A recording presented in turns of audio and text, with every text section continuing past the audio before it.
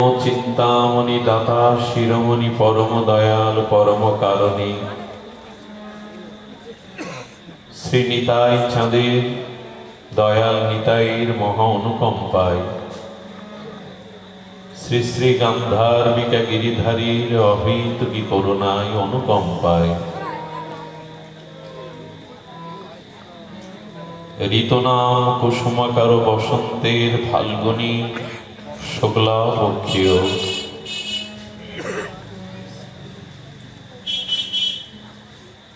শ্রীমৎ অমল পুরাণ মহাপুরাণ শ্রীমৎ ভাগবতীয় ভক্তিযজ্ঞের জ্ঞানযজ্ঞের যে পরম আয়োজন,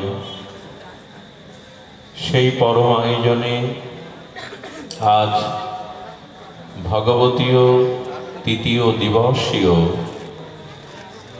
শ্রী শ্রী হরিকথার ভাগবত কথার প্রারম্ভে শুভারম্ভে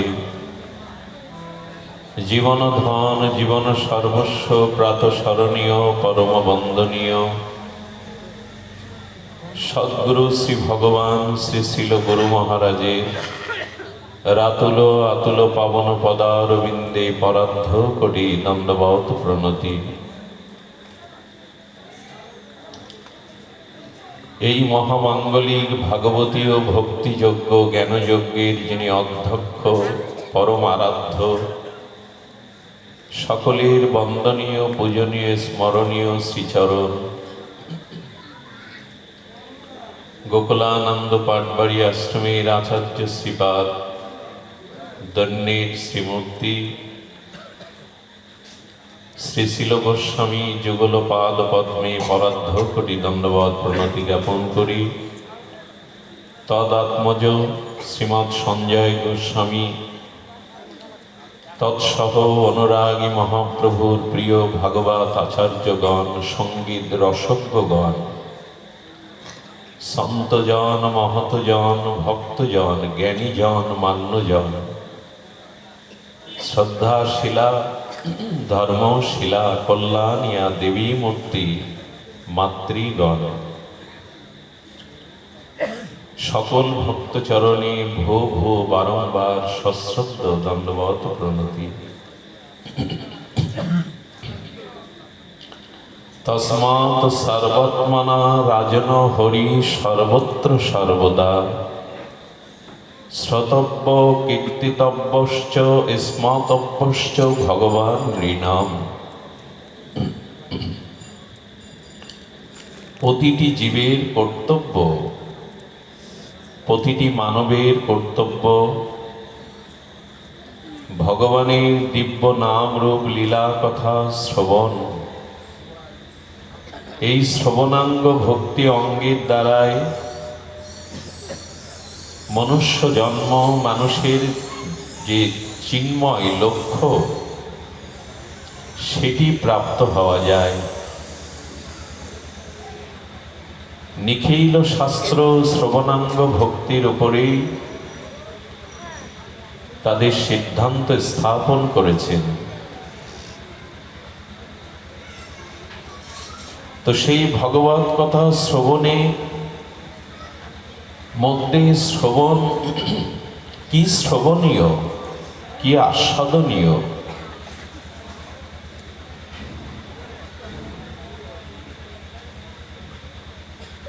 তো বলছেন নিগম কল্পতরুর গলিতং ফলম সুখ মুখদা দ্রব অমৃত সংযুতম পিবত ভাগবত রস আলয়ম মুহু রসিক ভাবো ভাবুকা ভুবি ভাবুকা।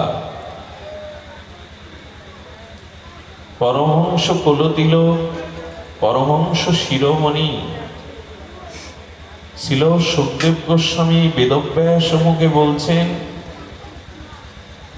ভাগবত শ্রবণের মহামহিমা। ধ্যান দিন, আমাদের নিখিল শাস্ত্রের বৈদিক সনাতন সভ্যতায় বেদকেই অগ্রগণ্য করা হয়েছে। অপরুষীয় শাস্ত্র বেদ, বেদ ভগবান, বেদ অপরুষীয়। স্বয়ং ভগবান, বেদ ভগবান বলা হয়,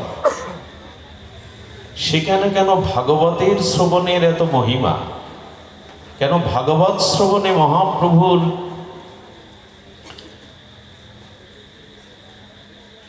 তার যে উৎকণ্ঠা, ব্যাকুলতা, তার যে নির্দেশ, তার যে আদেশ, কেন ভাগবত শ্রবণ?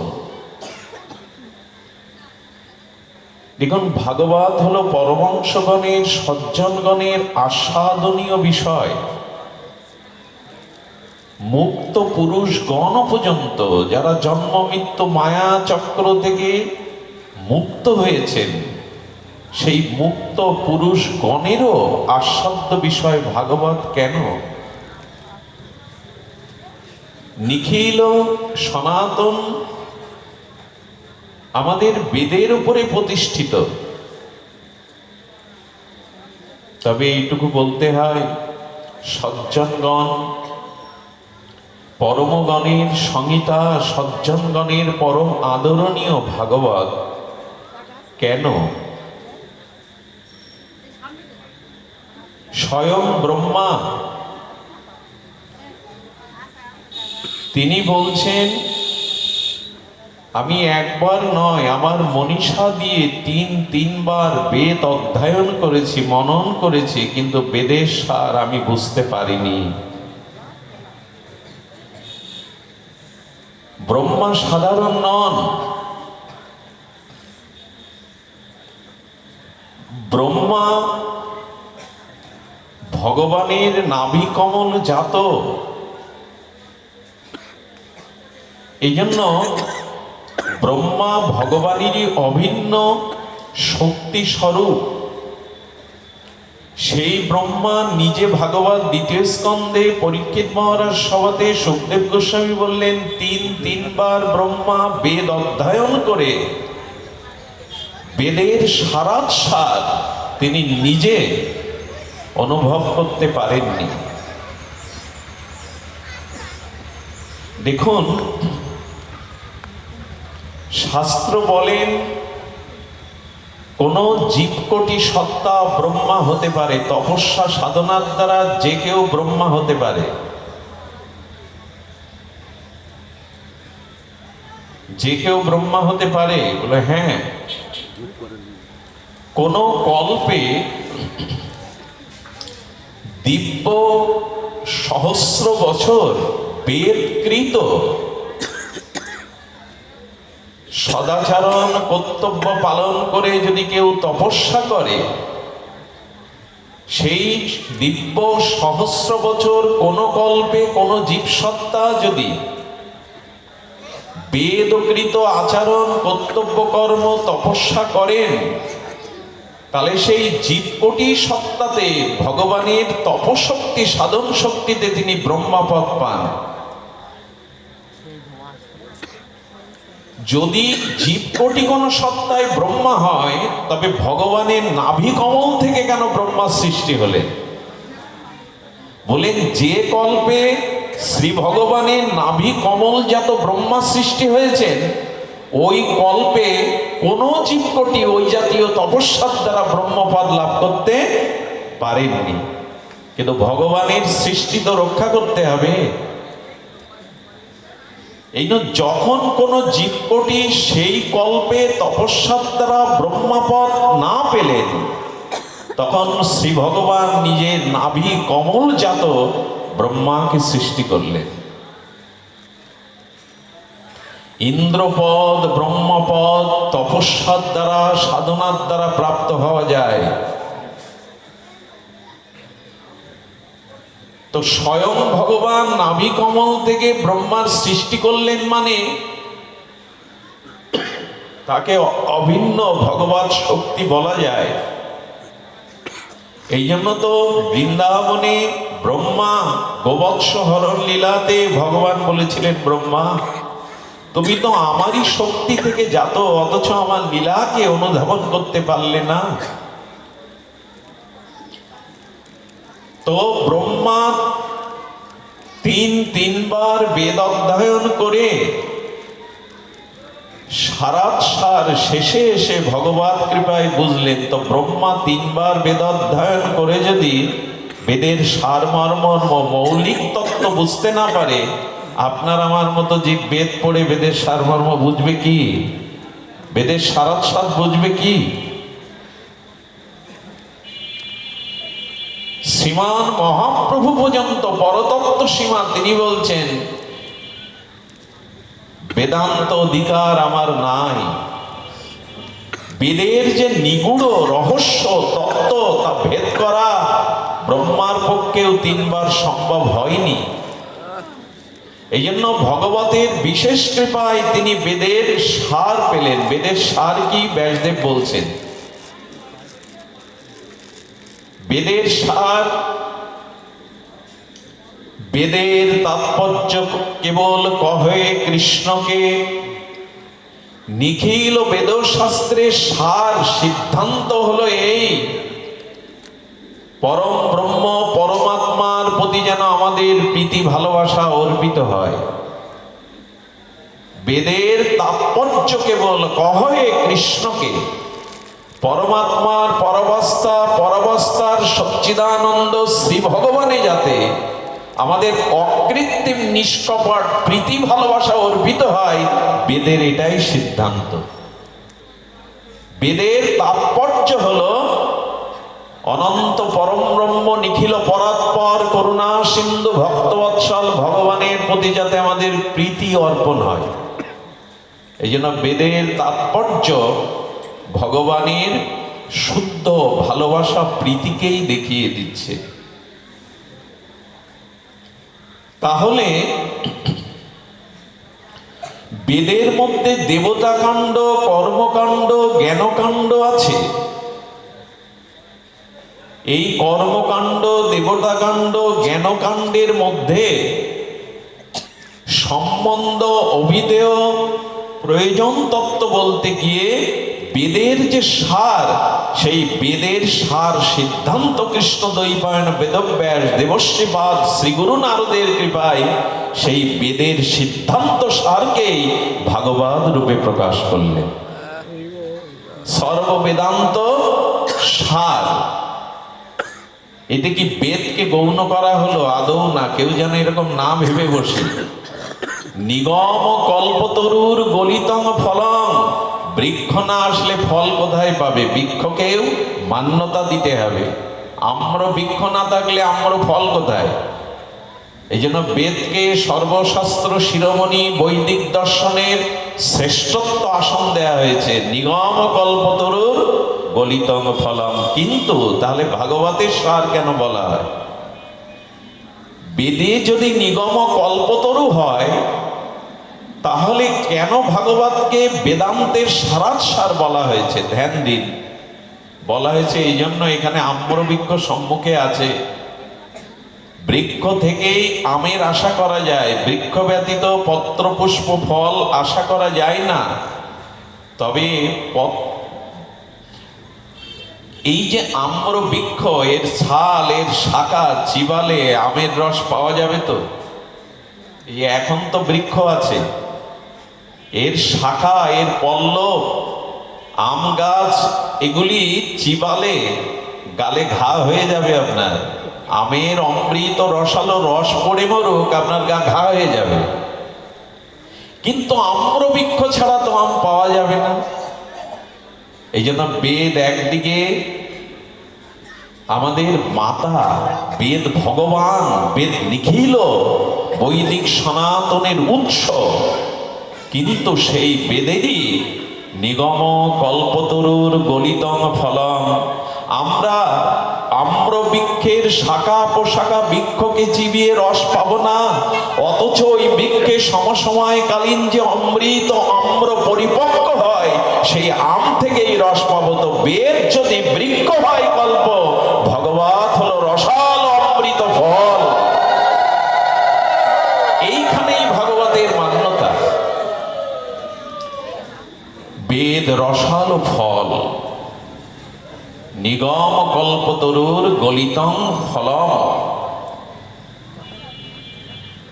এই জন্য বেদ নির্দেশ করেছে তার প্রতিপাদ্য পরমাত্মার পরবস্থা সচ্চিদানন্দ ভগবানে যাতে আমাদের অহৈতুকী প্রীতি আসে,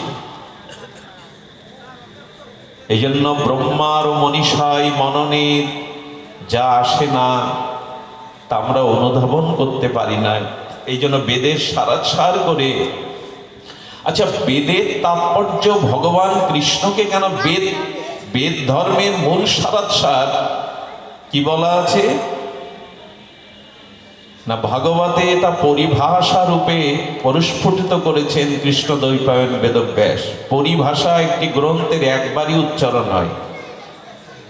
কোন গ্রন্থে কোন বিষয়ের পরিভাষা একবারই উচ্চারণ হয়, ভাগবতে তাই হয়েছে। সেই ভাগবতের পরিভাষা কৃষ্ণ দ্বৈপায়ন বেদব্যাস বলেছেন, এতে চাংশ কলাপুংস কৃষ্ণস্ত ভগবান স্বয়ং। বেদ কি বলছেন? বেদ নিখিল পরমাত্মার পরবস্থা ভগবানের প্রতি অহৈতুকী নিষ্কাম প্রীতি অর্পণ করতে বলছেন। ভাগবতে সেই নিখিল বেদের সারাৎসার পরিভাষা রূপে এসেছে, এতে চাংশ কলাপংশ কৃষ্ণস্ত ভগবান স্বয়ং। ভাগবতের প্রতিপাদ্য বিষয় হলো এই রসব্রহ্ম, রসিকেন্দ্র মৌলি, রসিক শেখর, এই সচ্চিদানন্দ মুরলীধারী মদনমোহন শ্যাম সুন্দর ভগবানকেই প্রতিষ্ঠা করেছেন ভাগবত। যাতে আমাদের লক্ষ্য এদিকে। ভাগবতে আছে কি আপনারা জানেন? ভাগবতের প্রতিপাদ্য বিষয় 10টি। আমরা বারবার ভাগবতের মহিমা বলছি এই জন্য, যাতে ভাগবত সম্বন্ধে তার তত্ত্ব মহিমা জেনে ভাগবতের প্রতি আমাদের চিত্ত আকৃষ্ট হয়। ভাগবতে আলোচিত হয়েছে 10টি বিষয়। এই 10টি বিষয়ের ওপর সমগ্র ভাগবতের আলোচনা এসেছে। অত্র স্বর্গ বিসর্গ স্থানাম পোষণাম ঋত্তি মননাম তরে ঈশানু কথা নিবোধ মুক্তির আশ্রয়। এই 10টি বিষয় ভাগবতের মৌলিক তাৎপর্যময় বিষয়। এই 10টি নিয়েই ভাগবতের 18,000 শ্লোক। অত্র স্বর্গ বিসর্গ, স্বর্গ মানে সৃষ্টি, বিসর্গ মানে বিশেষ সৃষ্টি, এবং স্থানম কোন জীব কোন লোকে কোন স্থানে বাস করে সেটি নির্ণয় হয়েছে। অত্র স্বর্গ মানে সৃষ্টি, বিসর্গ মানে বিশেষ সৃষ্টি, স্থানম মানে আমাদের তো চতুর্দশ ভুবন বলা হয়, কোন জীব কোথায় স্থানে আছে এটি বর্ণনা করা হয়েছে। আর বলা হয়েছে পোষণম, সরকার কি সব জীবকে পোষণ করে, অন্ন দেয়? সরকার কি সব জীবকে অন্ন দেয়, পোষণ করে? গাছের মধ্যে যে পোকা আছে, নদীর তলে যে কীটপতঙ্গ আছে, এই যে অনন্ত বিশ্বের পিপিলিকা আদি প্রাণী আছে, স্থাবর জঙ্গম, এগুলিকে সরকার খেতে দেয় তো? এদের কে পোষণ করে? পোষণম বলেছেন। সরকার সব প্রজাদের পোষণ করতে পারে না, খাদ্য অন্ন জল দিতে পারে না, মৌলিক চাহিদা পূরণ করতে পারে না, কিন্তু স্থাবর জঙ্গম কীটগুলো গাছের মধ্যে, সমুদ্রের তলে, এই জীবগুলোকে কে আহার দেয়? বলে পোষণম। স্বয়ং ভগবানই সমস্ত জীবের আহার নির্ণয় করেন, সমস্ত জীবের আহারকে নির্ণয় করেন। এই জন্য ভগবানই গতির ভর্তা, ভগবানই ভর্তা। মার গর্ভে মায়ের নারীর সাথে যুক্ত কে খাদ্য জুগিয়েছিল? সেই অন্ধকার, সেই মলমূত্রের মাঝখানে কে আমাকে খাদ্য জুগিয়েছিল? কে তখন আমার ভর্তা স্বামী হয়ে আমাকে রক্ষা করেছে? পোষণম, প্রসনম মানে সমস্ত জীবকে যিনি সৃষ্টি করেছে তিনি পোষণ করেন। ভাগবতের মৌলিক এই 10টি বিষয়ের উপরে ভাগবত তাৎপর্য। আর কি বলেছেন? পোষণাম আর মন্বন্তরে ঈশানু কথা। দেখুন, এক এক মন্বন্তরে এক এক মনুর সৃষ্টি। আমাদের বর্তমান 7ম মন্বন্তর চলছে, বৈবস্বত মনুর মন্বন্তর। এটা এক এক মন্বন্তরে এক এক মনু, তাদের পরমায়ু কত? লক্ষ্য করুন কথাটি। একটু ইতিহাস না জানলে, ভাগবতের ইতি ভূমিকা না জানলে, আমরা হরিকথাতে ভাগবতের প্রতিপাদ্য বিষয়ের মহিমা যদি না জানি, এক এক মনু 71 চতুর্যুগে এক এক মনুর আয়ু, 71 চতুর্যুগে। এবং এই 71 চতুর্যুগে ব্রহ্মার এক দিন রাত না। আবার এরকম 71 চতুর্যুগে ব্রহ্মার এক রাত্রি। এরপরে ব্রহ্মা এ দেহ ছেড়ে দেন, নূতন কোন ব্রহ্মা আবার সৃষ্টি হয়।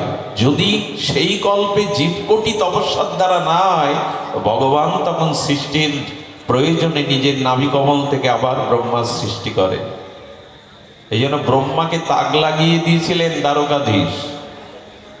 আরে ব্রহ্মালোকে ভগবানকে পরীক্ষা করে বৃন্দাবনে যখন ব্রহ্মালোকে ফিরে গেছে, দুয়ারিকে ভগবান দাঁড় করে রাখিয়েছে যে আমি ব্রহ্মা। ভগবান আর একজন ব্রহ্মা সৃষ্টি করে ব্রহ্মালোকের আসনে বসিয়ে দ্বারিকে বলছেন, দ্বিতীয় কোনো ব্রহ্মা আসলে যেন ঢুকতে দিও না।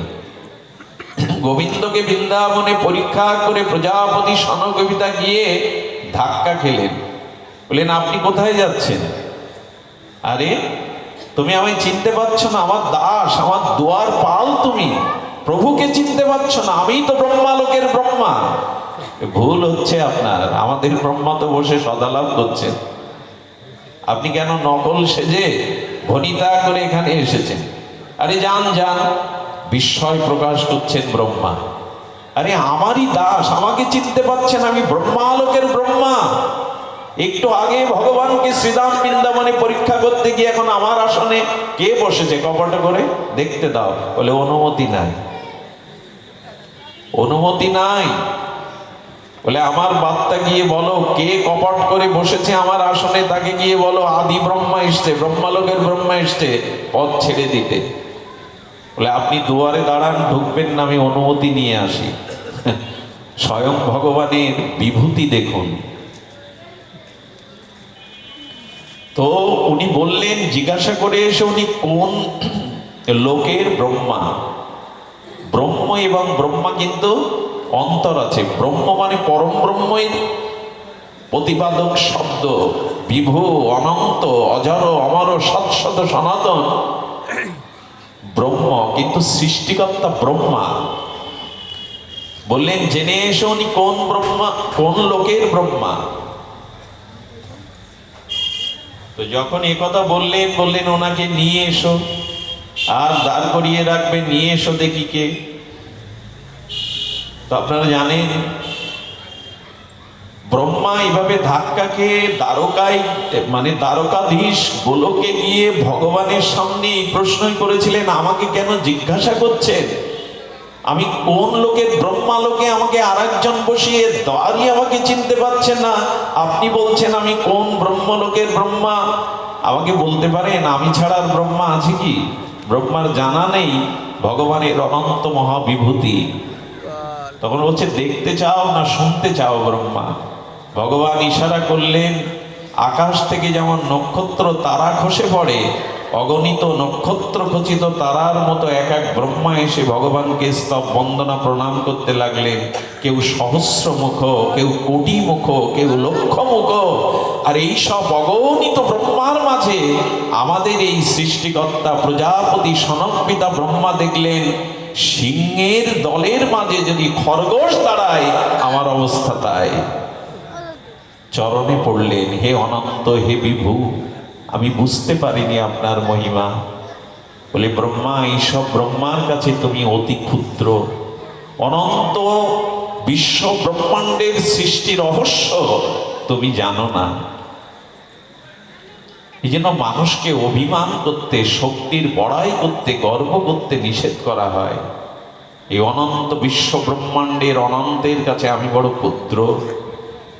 এই জন্য ভাগবত জানিয়েছেন অত্র স্বর্গ। আচ্ছা, সৃষ্টির রহস্যটাকে আমরা অনুধাবন না করলে সৃষ্টিকর্তার প্রতি আনুগত্য কেন আসবে? দেখুন, এই পৃথিবী সৃষ্টিতে ভগবান ঈক্ষণ করেছিলেন, মাত্র চোখের দৃষ্টি তিনি ঈক্ষণ করেছিলেন। চোখের দৃষ্টির দ্বারা পঞ্চ মহাভূত সৃষ্টি হলো, যেটাকে আমরা ক্ষিতি, অপ, তেজ, মরুত, বম বলি। এই পঞ্চ মহাভূতের সাথে আর 5টি তন্মাত্রা যুক্ত হলো। যেমন যেমন তন্মাত্রা কাকে বলে? সূক্ষ্মাতি সূক্ষ্ম। যেমন আমাদের চর্মের স্পর্শ অনুভূতি, একে বলে তন্মাত্রা। ক্ষিতি, অপ, তেজ, মরুত, বম। এই যে আকাশ, এর আকাশের সূক্ষ্ম অনুভূতিকে বলে তন্মাত্রা। এই পঞ্চ মহাভূত আর 5টি হলো তন্মাত্রা, এই 10। আর আমাদের মাঝে আর 4টি আছে, মন, বুদ্ধি, চিত্ত, অহংকার, এই হলো 14। আর পঞ্চ জ্ঞানেন্দ্রিয়, পঞ্চ কর্মেন্দ্রিয়। যদিও এগুলো ব্যাখ্যা আচার্যগণ করেছেন অভূতপূর্ব। এত বড় বিজ্ঞান এই সনাতন বৈদিক সভ্যতায় সৃষ্টির রহস্য জানাচ্ছেন। পঞ্চ মহাভূত থেকে পঞ্চ তন্মাত্রা। আচ্ছা, মন, বুদ্ধি, চিত্ত, অহংকার কাকে বলে? যেটাকে আমাদের অন্তর ইন্দ্রিয় বলা হয়েছে। মনের সংজ্ঞা কি? মন কোনো বিষয়ের চিন্তার, কোনো বিষয় বস্তুর সংকল্প আসে এবং আবার বিকল্পে চলে যায়, তাকে বলে মন। সংকল্প, বিকল্প, বৃত্তি, তারে বলে মন। মনে আমাদের কত ভাবনার উদয় হয়, আবার মিলিয়েও যায়। এই সংকল্প, বিকল্প, বৃত্তি, তাকে বলে মন। বুদ্ধি কাকে বলে? নিশ্চয়িত্তিকা। নিশ্চয়িত্তিকাকে বলে বুদ্ধি। অর্থাৎ মনে গাছ উঠলো কি বৃক্ষ উঠলো কি বাড়ি উঠলো, এই যে মনের সংকল্প, এতে নিশ্চয়িত্তিকা যে বৃত্তি, তার নাম বুদ্ধি। মনে অনেক কিছু উঠতে পারে, কিন্তু যেটা মনের ওই সংকল্পকে যিনি নিশ্চয়িত্তিকা নির্ণয় করে দেন, তাকে বলে বুদ্ধি। মন, বুদ্ধি, চিত্ত কাকে বলে? অহংকার কাকে বলে? না, এই মনে যেটা উঠছে, মনে যে বস্তু ভাবনার উদয় হচ্ছে, মনোবৃত্তি এবং নিশ্চয়িত্তিকা বুদ্ধি যেটা জানিয়ে দিচ্ছে এই বস্তু ঘর, বাড়ি, রমণী, পুরুষ। আর ওই বস্তুতে যখন আমি এবং আমার এই মমতা আসছে, এর বলে অহংকার। ওই বস্তুকে যখন বলছি আমি বা আমার, তখন এটি অহংকারের রূপ নিচ্ছে। আর মন, বুদ্ধি, অহংকার, চিত্ত কাকে বলে? চিত্ত হলো অনুসন্ধানী আত্মিকা বৃত্তিকেই বলে চিত্তি। ওই যে পূর্ব জন্মের সংস্কারকে অনুসন্ধান করে আমাদের মনে যে ছাপটা, সংস্কারটা ফেলে, ওই ছাপ যেখানে পড়ে সংস্কারে, তাকে বলে চিত্ত। মন, বুদ্ধি, চিত্ত, অহংকার, পঞ্চ জ্ঞানেন্দ্রিয়, চক্ষু, কর্ণ, নাসিকা, জিহ্বা, ত্বক, পঞ্চ কর্মেন্দ্রিয়। তো এই 24 তত্ত্ব প্রভু ঈক্ষণের দ্বারা, দৃষ্টির দ্বারা, প্রকৃতির দ্বারা প্রভু কিন্তু সৃষ্টি করেননি, ঈক্ষণ করলেন। এই 24 তত্ত্ব সৃষ্টি হলো। প্রকৃতির 24 তত্ত্ব সৃষ্টি হলে তাকে পরিপালনের জন্য বিসর্গ, বিশেষ সৃষ্টি করলেন ব্রহ্মাদিকে। এটা পালন করো। পালনকর্তাকে ব্রহ্মা। সৃষ্টির মূলকে না জানলে ভগবানের প্রতি আমাদের আনুগত্য আসবে না। এইভাবেই সৃষ্টি রচনা করলেন। এরপরে বলেন ঈশানু কথা। এই জন্য ভগবান শুধু সৃষ্টি করলেন না, জীব কল্যাণের জন্য অসংখ্য অবতার হয়ে এসে ভক্তকে রক্ষণ, অধর্মের বিনাশ, মানব কল্যাণ এবং তার লীলা দ্বারা ভক্তের বিরহকে তিনি প্রশমিত করলেন। ঈশান কথা, অর্থাৎ এই অবতারগণের কথা এই জন্য অসংখ্য, কিন্তু তার মধ্যে 26 অবতারকে উল্লেখ করা হয়েছে। এর বলে নিরোধ। আবার এই সৃষ্টি মহাপ্রলয়, খণ্ড প্রলয়, মহাপ্রলয়। নিরোধ মানে এই সৃষ্টিকে আবার ভগবান নিজের মধ্যে আত্মসাৎ করে আচ্ছা, এভাবে জানলে ভগবান ছাড়া অন্য কোনো অস্তিত্ব আমাদের সামনে আছে? যদিও কথাগুলো একটু সূক্ষ্ম হচ্ছে, কিন্তু না, তত্ত্বের দ্বারাতেই আমরা লীলাকে আগে তো ভগবানকে জানতে হবে, তারপরে তার ভক্ত ভক্তির মহিমাকে হৃদয়ঙ্গম করা যাবে। গুরু মহারাজ বললেন, সিদ্ধান্ত জানিতে চিত্তে না করো অলস। চৈতন্য চরিতামৃতে কবিরাজ কৃষ্ণ গোস্বামী বললেন, ভাগবতে এসে শুধু কাহিনী শোনো না, আগে তত্ত্বকে জানো। তত্ত্ব না জানলে তার উপরে লীলার আস্বাদন হবে না। তত্ত্ব জানিতে চিত্তে না করো অলস, যাহা হইতে কৃষ্ণে লাগে মানস। ভগবানে আবেশটা কখন আসবে? যখন তত্ত্ব তো ভগবানকে জানবেন। তাহলে নিরোধ তিনি আরেকটিকে বলেছেন মুক্তি।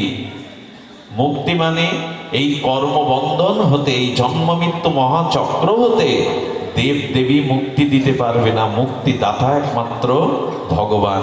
এবং এই যে 9টা গুণ, স্বর্গ, বিসর্গ, পোষণ, হ্যাঁ, ইছানু কথা, মন, নিরোধ, মুক্তি, এই 9টা একজনকে আশ্রয় করে আছে। এই জন্য ভগবতের অন্তিম বিষয় হলো আশ্রয়। এই যে 9টা বিষয়কে, আচ্ছা, এই বাড়ির মালিক যিনি, এই বাড়ির গৃহকর্তা যিনি, ছেলে মেয়ে, দুর্ঘটনা, সুঘটনা, আনন্দ বেদনা সবকিছু তো তাকে ঘিরে, নাকি? সবাই জানায় কাকে? তিনি সব দিকে লক্ষ্য করে এই সংসারের সমস্ত প্রাণীর কেন্দ্র হলো এই গৃহের কর্তা। তেমনি এই যে সৃষ্টি, বিসর্গ, মনন, পালন, পোষণ, নিরোধ, মুক্তি, ঈশানু কথন, এই সবগুলি আশ্রয় কেবল একজন। এই একজনই হলেন এতে চাংশ কলাপংশ কৃষ্ণস্ত ভগবান স্বয়ং। এই জন্য গোবিন্দ হলেন আশ্রয় তত্ত্ব, ভগবান হলেন আশ্রয় তত্ত্ব। ভগবতের অন্তিম বিষয়, এই 10 বিষয়ের অন্তিম বিষয় হলো ভগবান আশ্রয় তত্ত্ব। তার আশ্রয় ছাড়া আমরা নই। তো আমি একটু শুষ্ক কথা আনলাম, তত্ত্ব কথা আনলাম এই জন্য যে না, আমাদের অনুধাবন করতে হবে যে এই ভগবানই আমাদের আশ্রয়। আশ্রয় তত্ত্ব আর নাই। গুরু মহারাজ বলেছেন, দেখুন, আশ্রয় ব্যতীত কোনো ব্যক্তি ক্ষণকালও টিকতে পারে না। আচ্ছা, উনি ক্রম আকারে বলেছেন, আমরা প্রথম কোন আশ্রয় ছিলাম? আমার আত্মা তো ভগবান চিদানো অংশ, ভগবানের কাছ থেকে ছিলাম। পিতামাতার মিলনে রক্তবীর্য দ্বারা আমার এই শরীরটা, স্থূল শরীরটা, রক্ত মাংসের পিণ্ড শরীরটা তৈরি হতে পারে। আচ্ছা, পিতামাতাকে আত্মা দিতে পারে? একটু কথা বলুন, পিতামাতা আত্মা দিতে পারে? আত্মাটা এসেছে পরমাত্মার অংশ থেকে। তার মানে আমি ভগবানের আশ্রয়ে ছিলাম। পিতামাতা সৃষ্টির কারণে আমাকে রক্ত মাংস বীর্য দিয়ে যেমন মাটির পিণ্ড দেহটা গড়লেন, এই দেহটা চিন্ময় এবং ভগবান প্রাপ্তির জন্য, আরাধনার জন্য, দুর্লভতর সুযোগ দেওয়ার জন্য ভগবান আত্মা সংযোজন করলেন। অর্থাৎ পরমাত্মার অংশ আত্মারূপে আমি আশ্রয় পেলাম হৃদয়ে, হৃদ্দেশে। আচ্ছা, মার গর্ভ 10 মাস পরে বা আরো 2 মাস পরে আমাকে গর্ভ আশ্রয় দিতে পারবে সারা জীবন? সুখদেব গোস্বামীও তো 16 বা 12 যাই বলুন, তারপরে আসতে হয়েছে তাকে।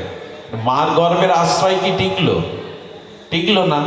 আচ্ছা, মা গর্ভে থেকে আমাকে ভূমিষ্ঠ মানে আমি ভূমিকে স্পর্শ করলাম, ভূমিতে আশ্রয় নিলাম। ভূমিতে হাঁটি হাঁটি পা পা করে শশীকলার ন্যায় বাড়তে বাড়তে আমি সকালের, অর্থাৎ ছোট ছোট পিতামাতার আশ্রয়ে থাকতে থাকতে একটু বড় হলে যারা খেলার সাথী, সেই সাথীদের আশ্রয় চললাম। এরপর স্কুলের শিক্ষকের আশ্রয় চললাম। এরপরে পড়াশোনা শেষ করে স্নাতক হয়ে যখন চাকরি নিলাম, তখন বসের আশ্রয় থাকলাম। নাকি বসের আশ্রয় ছাড়া অধস্তন কর্মচারী থাকতে পারে? ব্যবসা করলে মহাজনের আশ্রয় থাকলাম কিনা? এরপরে যখন বিবাহ হলো তখন স্ত্রীর আশ্রয় নিলাম। স্ত্রীর আশ্রয় তো স্বামী জীবন কাটে, একাকে কাটাবে কি করে? এরপর যখন সন্তানাদি এলো তখন স্ত্রীর আশ্রয় থেকে আবার ওদের হাত ধরলাম আশ্রয়। পুত্র কন্যা যখন বড় হলো, বৃদ্ধ হয়ে গেলাম, তখন চোখে দেখি না চশমার আশ্রয়, হাঁটতে পারি না লাঠির আশ্রয়, শীতে একটা কাঁথার আশ্রয়, বৃষ্টিতে ছাতার আশ্রয়। একদিন যখন মারা গেলাম তখনও কাঁধে আশ্রয় নিয়ে যেতে হলো, তারপর আগুনের আশ্রয় যেতে হলো, এরপরে পাপ করলে জমালয় আশ্রয় হলো, পুণ্য করলে স্বর্গে আশ্রয় হলো। আশ্রয় শেষ হচ্ছে কি? আশ্রয় ছাড়া কোনো মানুষ টিকতে পারে কি? এখানে আপনি বসেছেন একটা আশ্রয়ে, আমাকেও বসানো হয়েছে একটা আশ্রয়ে। আশ্রয় তত্ত্ব ছাড়া জগতে কেউ কোনোদিন তার অস্তিত্ব টিকতে পারে না। এই জন্য ভাগবতের প্রতিপাদ্য দশম বিষয় হলো ভগবানই আমাদের একমাত্র আশ্রয়। মামোপেত্য তু পন্থেও পুনর্জন্ম ন বিদ্যতে। ওগো, ভূত প্রেতের পূজা করলে তো ভূত প্রেত লোকেই যাবে, আমার লোকে ব্রহ্ম ভুবনা লোকা পুনরাবর্তিন সহার্জুন। যদি ব্রহ্মালোক পর্যন্তও যাও তোমাকে আবার গতাগতিতে ফিরে আসতে হবে। একমাত্র আমাকে যে আশ্রয় করেছে তাকে আর এই জগতে আসতে হবে না। যেন আশ্রয় আমাদের কেহ নয়, কেউ কাউকে রক্ষা করতে পারে না। জীব কোথায় পড়েছে জানেন? সেই পঙ্কে, পঙ্ক মানে কাদায়। আচ্ছা, কাদায় বা চোরাবালিতে ডুবতে ডুবতে যদি গলা পর্যন্ত কেউ ডুবে যায়, তারা নিজের চেষ্টায় বাঁচার আশা থাকে কি মা? থাকে কখনো? তখন মুখটা বাড়িয়ে সে ডাকে, সে বাঁচবার জন্য চিৎকার করে, বাঁচাও বাঁচাও। আমরা তেমনি সংসারের কামনা বাসনার কর্মফলে আমাদের কণ্ঠবন্ত ডেবে গেছে, আমাদের দিকে কারো লক্ষ্য নেই, কে আমাকে উদ্ধার করবে? তাই স্বয়ং ভগবান নিজে কৃপা করে সহৃদয় ব্যক্তি সাধুগুরু বৈষ্ণবকে পাঠিয়ে বললেন, যাও, যারা সংসার পাপে পঙ্কজে ডুবে গেছে তাদের হাত ধরে উদ্ধার করে আমার চরণে আনো, যাও তাদের কাছে যাও। এই জন্য সাধুগুরু বৈষ্ণবই হলো আমাদের এই পঙ্ক থেকে উদ্ধারের একমাত্র উপায়, আর কোনো উপায় নাই। আমরা পড়ে গেছি, আমরা এই সংসার পঙ্কে ডুবে গেছি। এই জন্য সাধুগুরু বৈষ্ণবই আমাদের উদ্ধার করতে পারেন। এই জন্য হাত ছেড়ে সাধুগুরু বৈষ্ণব সজ্জনকে ডাকুন, সজ্জনকে ডাকুন, তিনি আমাদের উদ্ধার করবেন।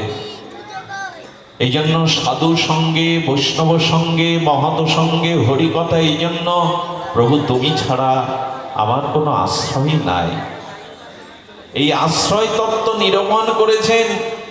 আমি আমাদের 10টি ভাগবতের প্রতিপাদ্য বিষয়ে আজ একটি বিষয় আলোচনা করব বলে গতকাল বলেছিলাম, ভক্ত চরিত্র। কারণ ভগবানের চরিত্র আমরা অনুকরণ করতে পারবো না, ভগবানের চরিত্র আমরা অনুকরণ করতে পারবো না, কিন্তু ভক্ত চরিত্র এই জন্য, ভক্ত চরিত্র এই জন্য যে ভক্ত চরিত্র শুনলে আমার মনে একটা আশার প্রদীপ জ্বলে, উনি যদি পারেন আমিও পারবো। আমি একটা অনুরোধ করব, ভক্ত চরিত্রগুলো সব দেখবেন দুঃখ, ব্যথা, বেদনা, অপমান, কলঙ্ক এর মধ্যে দিয়েই তারা গোবিন্দকে পেয়েছে। কেউ সুখে ভগবানকে, সকলের পরীক্ষা দিতেছে, কি ধ্রুব, কি প্রহ্লাদ, প্রত্যেক ভক্তই জগতে পরীক্ষার পরে পরীক্ষা, নিত্য নিরন্তর প্রতিকূলতার মধ্যে দিয়ে তারা ভগবানকে পেয়েছে।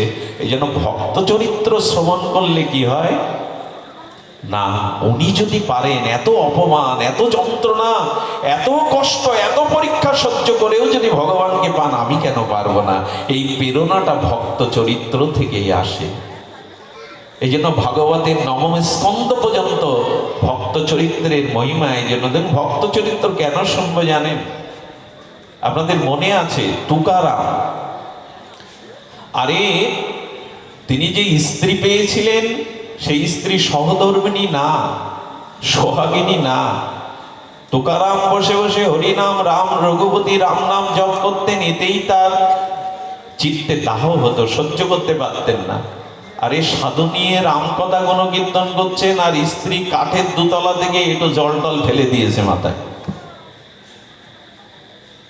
একটু জল যখন ফেলে দিয়েছে, সাথী সাধুরা বলছে, বাবা ওপর থেকে এই ঘোলা জল পড়লো মাথায়, কি করে পড়লো? তখন বলছে, ও, উনি এসে বললেন আকাশে আজ একটু মেঘ করেছে, স্ত্রী রেগে আছে তো, সহ্য করতে পারেন না এইসব হরি হরি রাম রাম করে। তো বলছেন আকাশে একটু মেঘ করেছিল, বিদ্যুৎ চমকেছে, আর তাতে এক পশলা বৃষ্টি মাথায় পড়েছে। আচ্ছা, এইভাবে যদি ভাবা যায়, তাহলে স্ত্রী যদি আমার মনো অনুগামী না হয়, কে দুঃখ দেবে আমার? সাধু চরিত্র এগুলো শুনলে মনে হয় কি না, আমার স্ত্রীও তো আমার মনো অনুগামিনী না, প্রেরণা দেয়নি না। তো তুকারাম যদি মেনে নিতে পারে, জল ফেললে যদি বলে আকাশে মেঘ করেছে, বিদ্যুৎ চমকে দুফোঁটা জল পড়েছে, ওটা মেনে নিন, আমি কেন পারবো না? ভক্ত চরিত্রটা এই জন্যই যে আমাদেরকে শেখায়, হাঁটি হাঁটি পা পা করে আমাদের ভগবান চরণে প্রেম ভক্তির পথে শেখায়। এই জন্য ভক্ত চরিত্র বেশি করে শুনতে হবে। ভক্ত চরিত্রের মহিমা হলো এই, আমরা পারবো। একটা কথা বলি, জীবনে যদি কোনো শূন্যতা এসে থাকে, আমাদের জীবন তো পূর্ণ নয়, শূন্যতায় ভরা। আমাদের মনে শান্তি নেই, পরিবেশে শান্তি নেই, আমাদের মনে কত শূন্যতা, কত যন্ত্রণা। আমি আপনাদের একটু নিবেদন করব, যদি শূন্য আসে, এই শূন্যস্থানটা গোবিন্দই সৃষ্টি করেছেন। যেটা চেয়েছিলেন, যেভাবে জীবন গড়তে চেয়েছিলেন, যা চেয়েছিলেন হাত পেতে পাননি, এই যে শূন্য জায়গাটা, এই শূন্য জায়গাটা গোবিন্দই আপনার জীবনে সৃষ্টি করেছেন। কেন জানেন? ওই শূন্যস্থানে তুমি আমাকে বসাও, তাহলে জীবনের পূর্ণতা পাবে। যার যেখানে ব্যথা, যার যেখানে শূন্যতা, ওখানে আমাকে বসাও। পুত্র নাই, আমাকে পুত্র রূপে বসাও। তোমার বন্ধু নাই, বর্তমান জগতে সুবন্ধু বান্ধব পাচ্ছ না, আমাকে সখা করো। তুমি ভালো পতি পাওনি, আমি পীতম্বর ধারণ হয়ে দাঁড়িয়ে আছি, রাধারানীর আনুগত্যে মঞ্জুরি হয়ে আমার গলে মালা দাও, আমি তোমার পতিও হতে রাজি, আমি তোমার পতি হতেও রাজি, সখা হতেও রাজি। তুমি আমাকে পিতা করতে চাও? এই দেখুন, দশরথ চেয়েছিলেন, নন্দ বাবা চেয়েছিলেন ভগবানকে পুত্র রূপে পেতে। ভগবান কারো পিতাও না, মাতাও না, তিনি তো নিজেই তমেব মাতা চ পিতা তমেব বন্ধুশ্চ সখা তমেব বিদ্যা দ্রবিণাম তমেব সর্বং মম দেব দেব। বেদ যাকে বলেছেন ওম পূর্ণমদং পূর্ণমিদং পূর্ণাৎ পূর্ণমুদাশ্চতে পূর্ণস্য পূর্ণমাদায় পূর্ণমেবাবশিষ্যতে। তিনি পূর্ণ, পূর্ণতর, পূর্ণতম, সবই তো তিনি। তবে তার এই পূর্ণতা অপূর্ণ যাদের, সেখানে ঘোচানোর জন্য আসলে বিশ্বামিত্র বলছেন ভগবানকে আমি শিষ্য করতে চাই। রাম শিষ্য বনে গেল। ভগবানকে কেউ যদি মনে মনে চায় যে উনি আমার শিষ্য হন, হয়ে যাবে। স্বীকার করেন, আমাদের এই মিথিলায়, বাবা মিথিলাতে কনক ভবনে বশিষ্ঠ দেবের পরম্পরায় একজন ব্রাহ্মণ বাস করতেন। কার পরম্পরা? রামচন্দ্রের, রঘুপতির, শ্রী গুরুদেব বশিষ্ঠ দেবের পরম্পরা একজন ছিলেন। যেমন নিত্যানন্দ প্রভুর বংশ পরম্পরা আছে না, পরম্পরা। উনি কি করতেন? কনক ভবনে গিয়ে রঘুপতি রামচন্দ্রের মালা দিতে গিয়ে আগে নিজের গলায় মালা পরতেন, ওই মালাটা পরে রামচন্দ্রকে পরাতেন। আচ্ছা, যারা মন্দির কমিটি আছে, সেবকবৃন্দের, এটা মেনে নেবে তো? তুমি আগে মালা পরো, সেই মালা পরে রঘুপতিকে পরাও। একদিন কারণ জিজ্ঞাসা করা হলে সদুত্তর না দিতে পারলে মন্দিরে আপনি আসবেন না, আপনার দায়িত্ব ইতি করুন। বলেন, দেখো আমি রামচন্দ্রের পরম্পরায় গুরু পদে বসিত, আগে গুরু অর্চন, আগে গুরুর পুষ্পমালা, আগে গুরুর আরাধনা, তারপরে তো ভগবানের। এই জন্য আমি যেহেতু রামচন্দ্রের গুরুর বংশের পরম্পরা গুরু, এই জন্য মালাটা আগে আমি দেই, তারপরে শিষ্য রামের গলায় দেই। আচ্ছা, পাগল ছাড়া কে ভাববে বলুন তো তাকে? জবাই তোমার বলছেন আপনার মালা উনি গ্রহণ করেন, এটা প্রমাণ করাতে পারবেন? বলে সত্যিই যদি রাম বশিষ্ঠকে গুরুরূপে স্বীকার করে, তবে সেই পরম্পরা, ভগবান মর্যাদা কখনো লঙ্ঘন করেন না। আজ এই মালা তিনি গ্রহণ করে, প্রমাণ দিন। খুব বেশি দিনের ঘটনা না, শুনুন। পরের দিন ওনাকে প্রমাণ দেওয়ার পালা। রামচন্দ্রের বিগ্রহকে বাইরে আনা হলো, ওনার হাতে মালা দেয়া হলো। ঠাকুর যদি অবনত মস্তকে এই মালা গ্রহণ করে, তবে বুঝবো যে আজও স্বীকার করে তুমি তার গুরু পরম্পরায়। সারা রাত কেঁদেছে, হে রাম, হে ভক্তবাঞ্ছা কল্পতরু, তুমি তো জানো, কেউ না জানুক আমার মনের কথা। তুমি তো স্বীকার করো, বিশ্বামিত্র আগে চলেছেন, তুমি পিছনে। দেখুন, ভগবানও যখন চলতেন তখন গুরুদেবকে আগে, পেছনে রাম চলতেন, গুরুকে সম্মান করতেন তিনি। বিশ্বামিত্র আগে চলেছে, মাঝখানে রামচন্দ্র। এই জন্য শ্রী গুরুদেবকে অগ্রে সম্মান না করলে, শ্রী গুরু করুণা না পেলে আমরা এগোতে পারবো না।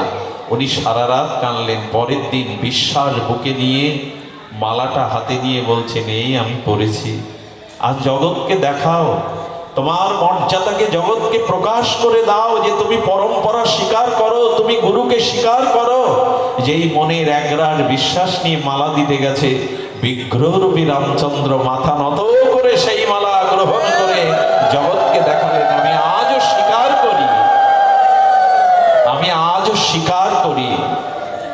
এই জন্য ভক্ত চরিত্র বড় বিরল, ভক্ত চরিত্রের মহিমা বড় বিরল। ভক্তের জন্য ভগবান কি না করেন। সম্মুখে ভাগবত, আজ আমরা প্রহ্লাদ চরিত্র শুনবো বলেছি, একটু ধ্রুব চরিত্র স্পর্শ করব, একটু সময়ও নেব। আজ ভক্ত আমাদের পরম পূজ্যপাদ, আমাদের প্রণাম মঠের আচার্য শ্রীপাদ, আমরা একটু জয়ধ্বনি মঙ্গলধ্বনি প্রদান করি।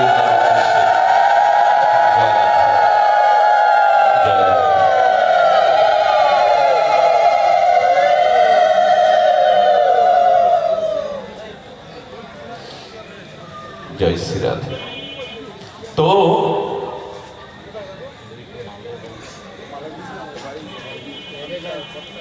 জয় শ্রী রাধে। আমরা বড় ভাগ্যবান। ভাগ্যবান এই জন্য বলছি, কোনো ভাগবত অনুষ্ঠান, কোনো মাঙ্গলিক অনুষ্ঠানে যদি অনুষ্ঠানের মধ্যে কোনো মহাত্মারা উপস্থিত হন, তবে জানতে হবে সেই অনুষ্ঠান ভগবান স্বীকার করেছেন। ভগবান সেই অনুষ্ঠান স্বীকার করেছেন যদি কোনো মহাত্মার আগমন ঘটে। আমরা অভিনন্দন জানাই, সশ্রদ্ধ সকলের পক্ষ থেকে বারবার প্রণাম জানাই সর্বত্যাগী মহান আচার্য সন্ন্যাসীবৃন্দের, যোগাচার্য স্বামী বনবানন্দের ত্যাগ বৈরাগ্য আদর্শের সৈনিক যারা, সর্বত্যাগী যারা, ত্যাগ সংযমের মূর্তি যারা, আমরা তাদের অভিনন্দন জানাই, প্রণাম জানাই, সশ্রদ্ধ নিবেদন তাদের চরণে আমরা শ্রদ্ধার্ঘ জানাই। আমরা ফিরে আসি। দেখুন, ভাগবতের 10 প্রতিপাদ্য বিষয়ের একটি আছে উতি। ভক্ত চরিত্র এর মধ্যেই সন্নিবিষ্ট আছে। এই উতি শব্দের অর্থ হলো, ব্যাসদেব করেছেন বাসনা। উতি শব্দের অর্থ করেছেন 10 প্রতিপাদ্য বিষয়ের উতি মানে বাসনা। আবার বাসনাকে 2 প্রকার ভাগ করেছেন, দ্বিবিধা বাসনা। তো দ্বিবিধা বাসনার মধ্যে একটা হলো শুভ বাসনা, আর একটা হলো অশুভ বাসনা। জন্মান্তরীণ সংস্কারের দ্বারা আমাদের চিত্তে কিছু শুভ বাসনা এবং অশুভ বাসনা, এই বাসনার 2 প্রকার ভাগ করেছেন। এই শুভ বাসনা এবং অশুভ বাসনা,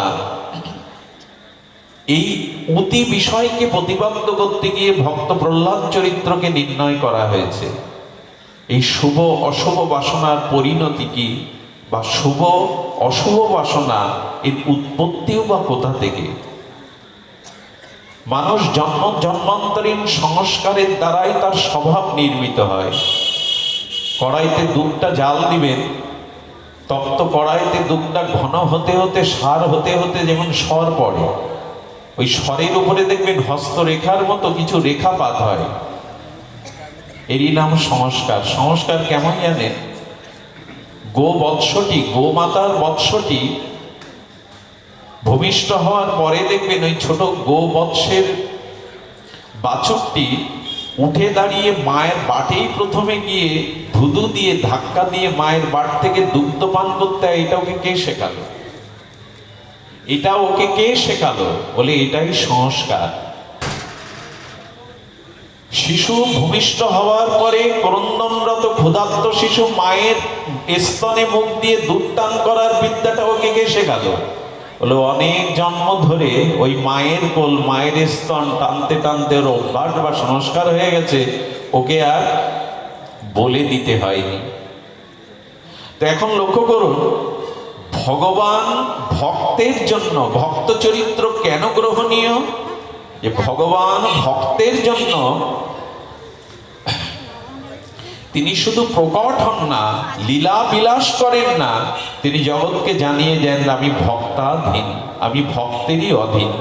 এই জন্য ভক্ত চরিত্রই আমাদের প্রতিপাদ্য, এই জন্য আস্বাদনের বিষয়, এই জন্য এর দ্বারা আমরা জীবন গঠন করতে পারি, চরিত্র গঠন করতে পারি। আসুন, আমরা কালকে কথা দিয়েছিলাম প্রহ্লাদ চরিত্রটার আগে এসেছে চতুর্থ স্কন্ধে অষ্টম অধ্যায়ে ধ্রুব চরিত্র। যেহেতু আজ ভক্ত চরিত্র বলবার অভিপ্রায়, আমরা গতকাল জানিয়েছিলাম, এই জন্য দুটি চরিত্র থেকে আজ আমরা আমাদের, যদিও বহুবার এই আস্বাদ্য বিষয় আপনারা বারবার শুনেছেন, আমি নগণ্য, নর্দমার কীট, মূর্খ, অধম, আমার মুখে এই জাতীয় বিষয়ের আলাপন যথার্থ নয়। তবু এখানে গুরু মহারাজ জি আছেন, অনন্ত ভক্তগণ আছেন, আপনাদের কৃপা দৃষ্টি, প্রসন্ন দৃষ্টি প্রার্থনা করছি।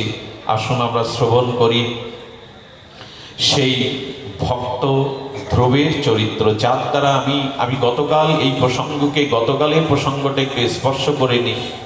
আমি গতকাল জানিয়েছিলাম অধর্ম বিভবাৎ কৃষ্ণ দৃষ্টেয় কুল স্ত্রীয় দুষ্টাসু লুপ্ত পিণ্ড দপক্রিয়া।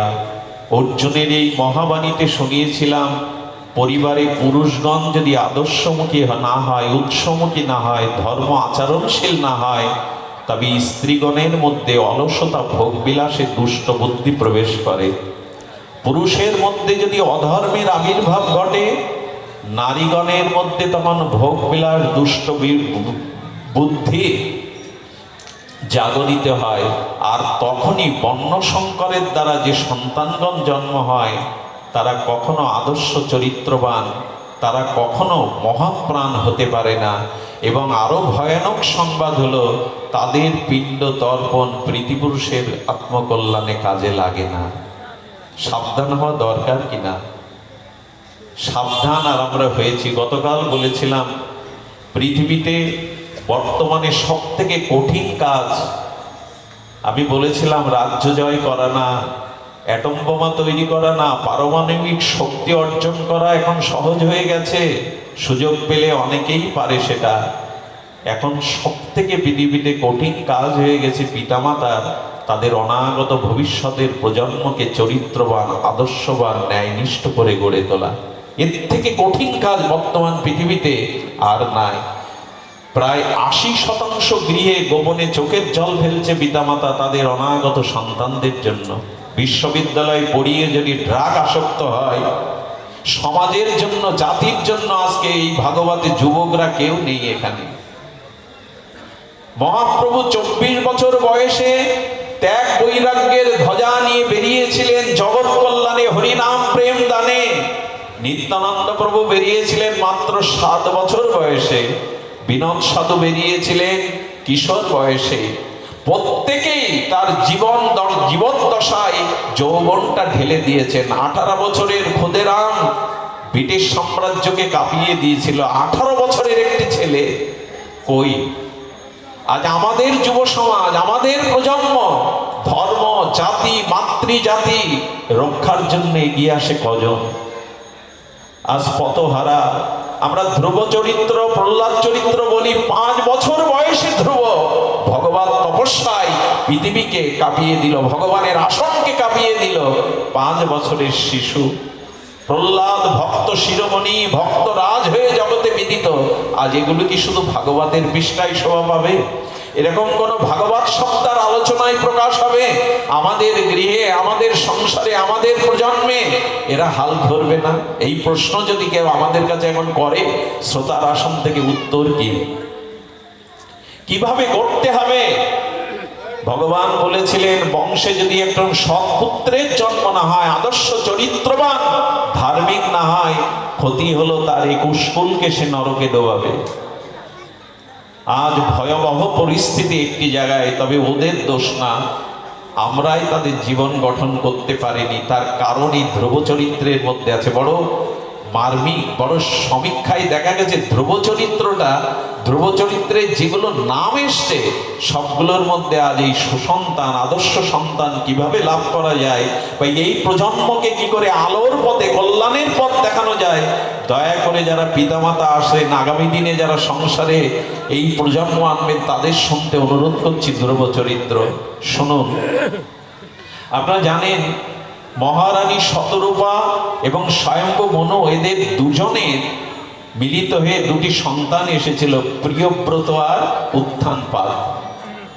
শতরূপা মনু, স্বয়ম্ভু মনু এবং শতরূপার গর্ভে এসেছিলেন দুটি সন্তান। একটু ধ্যান দিতে অনুরোধ করছি, এর সাথে জড়িয়ে আছে আমাদের সন্তানদের কি করে আমরা ধ্রুব প্রহ্লাদের মতো আদর্শ চরিত্রবান করতে পারবো। শুনুন তো, এই জগৎ রক্ষার্থে সৃষ্টি রক্ষার্থে ব্রহ্মার আদেশে স্বয়ম্ভু মনু, শতরূপা, উত্থানপাদ এবং প্রিয়ব্রত তাদের দুই সন্তান। আমাদের চরিত্র হলো উত্থানপাদেরই পুত্র হলো এই ধ্রুব মহারাজ। উত্থানপাদের সন্তান, এই উত্থানপাদের আবার দুইজন স্ত্রী। আপনারা জানেন সুরুচি এবং সুনীতি। খুব ধ্যান দিয়ে শুনবেন, শুনছেন আপনারা? নাম দুটো কি দিয়েছে? উত্থানপাদ শব্দের অর্থ কি? পাদ মানে যদি চরণ হয়, উত্থান মানে তো কারো চরণ উপরে হয় নাকি? মাথায় তো উপরে হয়। উত্থানপাদ মানে আসলে আমরা গর্বে সকলেই উত্থানপাদ ছিলাম। আমাদের পাটা ছিল উপরে, মাথাটা ছিল নিচে। এই জন্য এই চরিত্রটাকে ভাগবতে কোনো আলেখ্য চরিত্র না ভেবে আমাদের জীবনকেই ভেবে দিন। আমরাই উত্থান পাদ। উত্থান মানে পাটি ছিল উপরে, মস্তক নিচে। তো উত্থান পাদ হয়ে এলাম। আমাদের জীবনেও দুটো স্ত্রী, এখানে যারা আছেন প্রত্যেকের জীবনেই দুটি স্ত্রী। স্ত্রী মানে প্রকৃতি। দুটো স্ত্রী, তাদের নাম কি বলা হলো? সুনীতি এবং সুরুচি।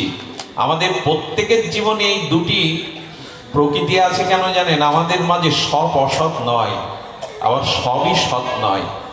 আমাদের মাঝে কিছুটা সুনীতিও আছে, আবার আমাদের মাঝে ভোগ বিলাসের রুচিও আছে। অস্বীকার করা যাবে? এই দুই স্ত্রী নাই, এই অস্বীকার করা যাবে?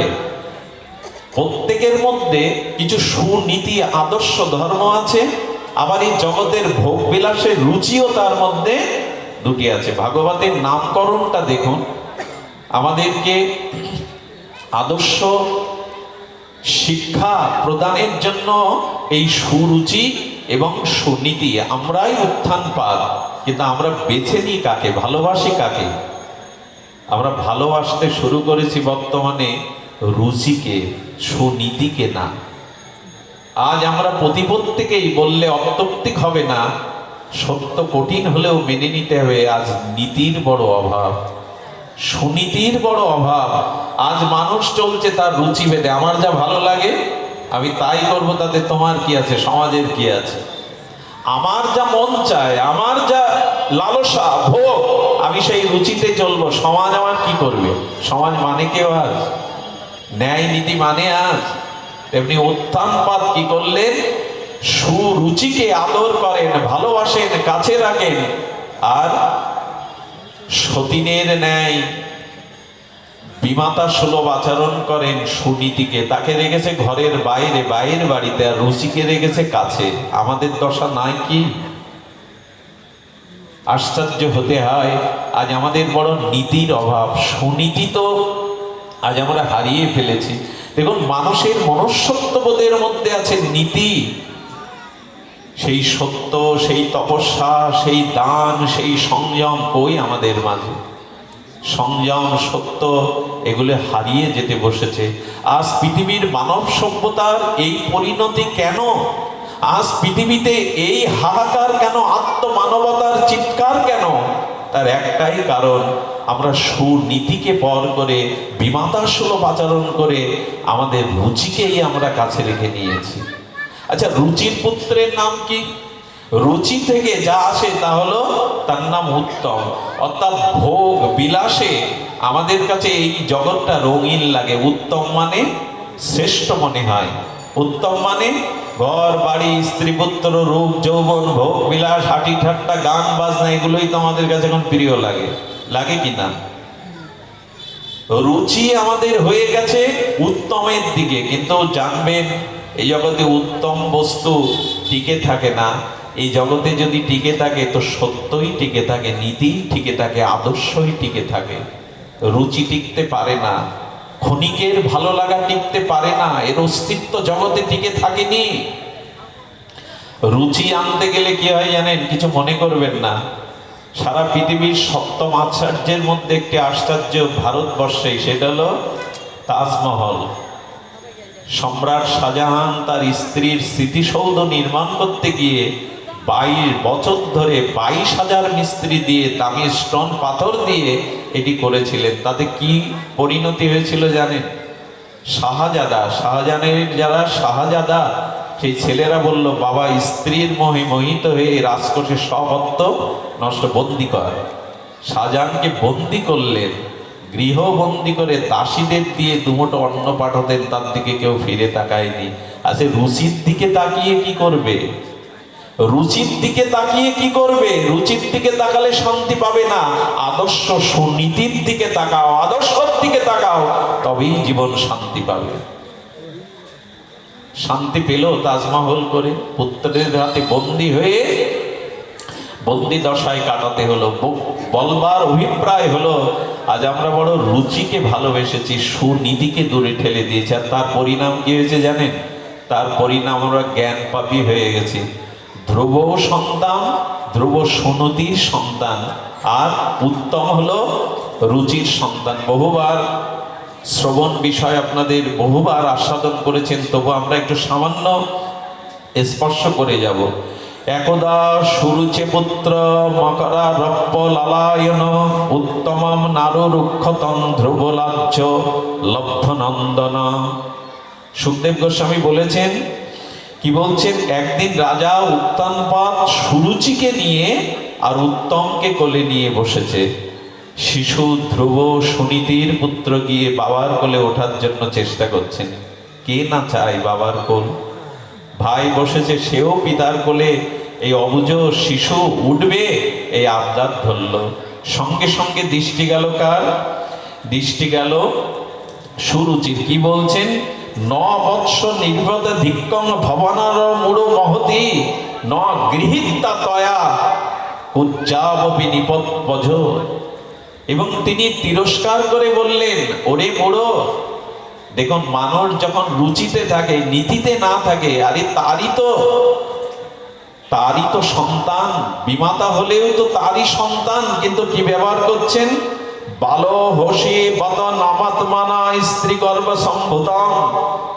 ওরে বুড়ো, যদি কখনো হরির তপস্যা করে হরিকে সন্তুষ্ট করে এই ভাগ্য পাস, ভালো করে শুনুন, যদি কখনো সরে বসুন, বাবার গায়ে লাগছে, যদি কখনো শ্রীহরির তপস্যা করে এই সৌভাগ্য লাভ করিস, কোন সৌভাগ্য? সুনীতির গর্বে না, যদি আমার গর্বে কখনো জন্মাতে পারিস, তখনই তোর এই ভাগ্য হবে এই সিংহাসনে পিতার কোলে ওঠা।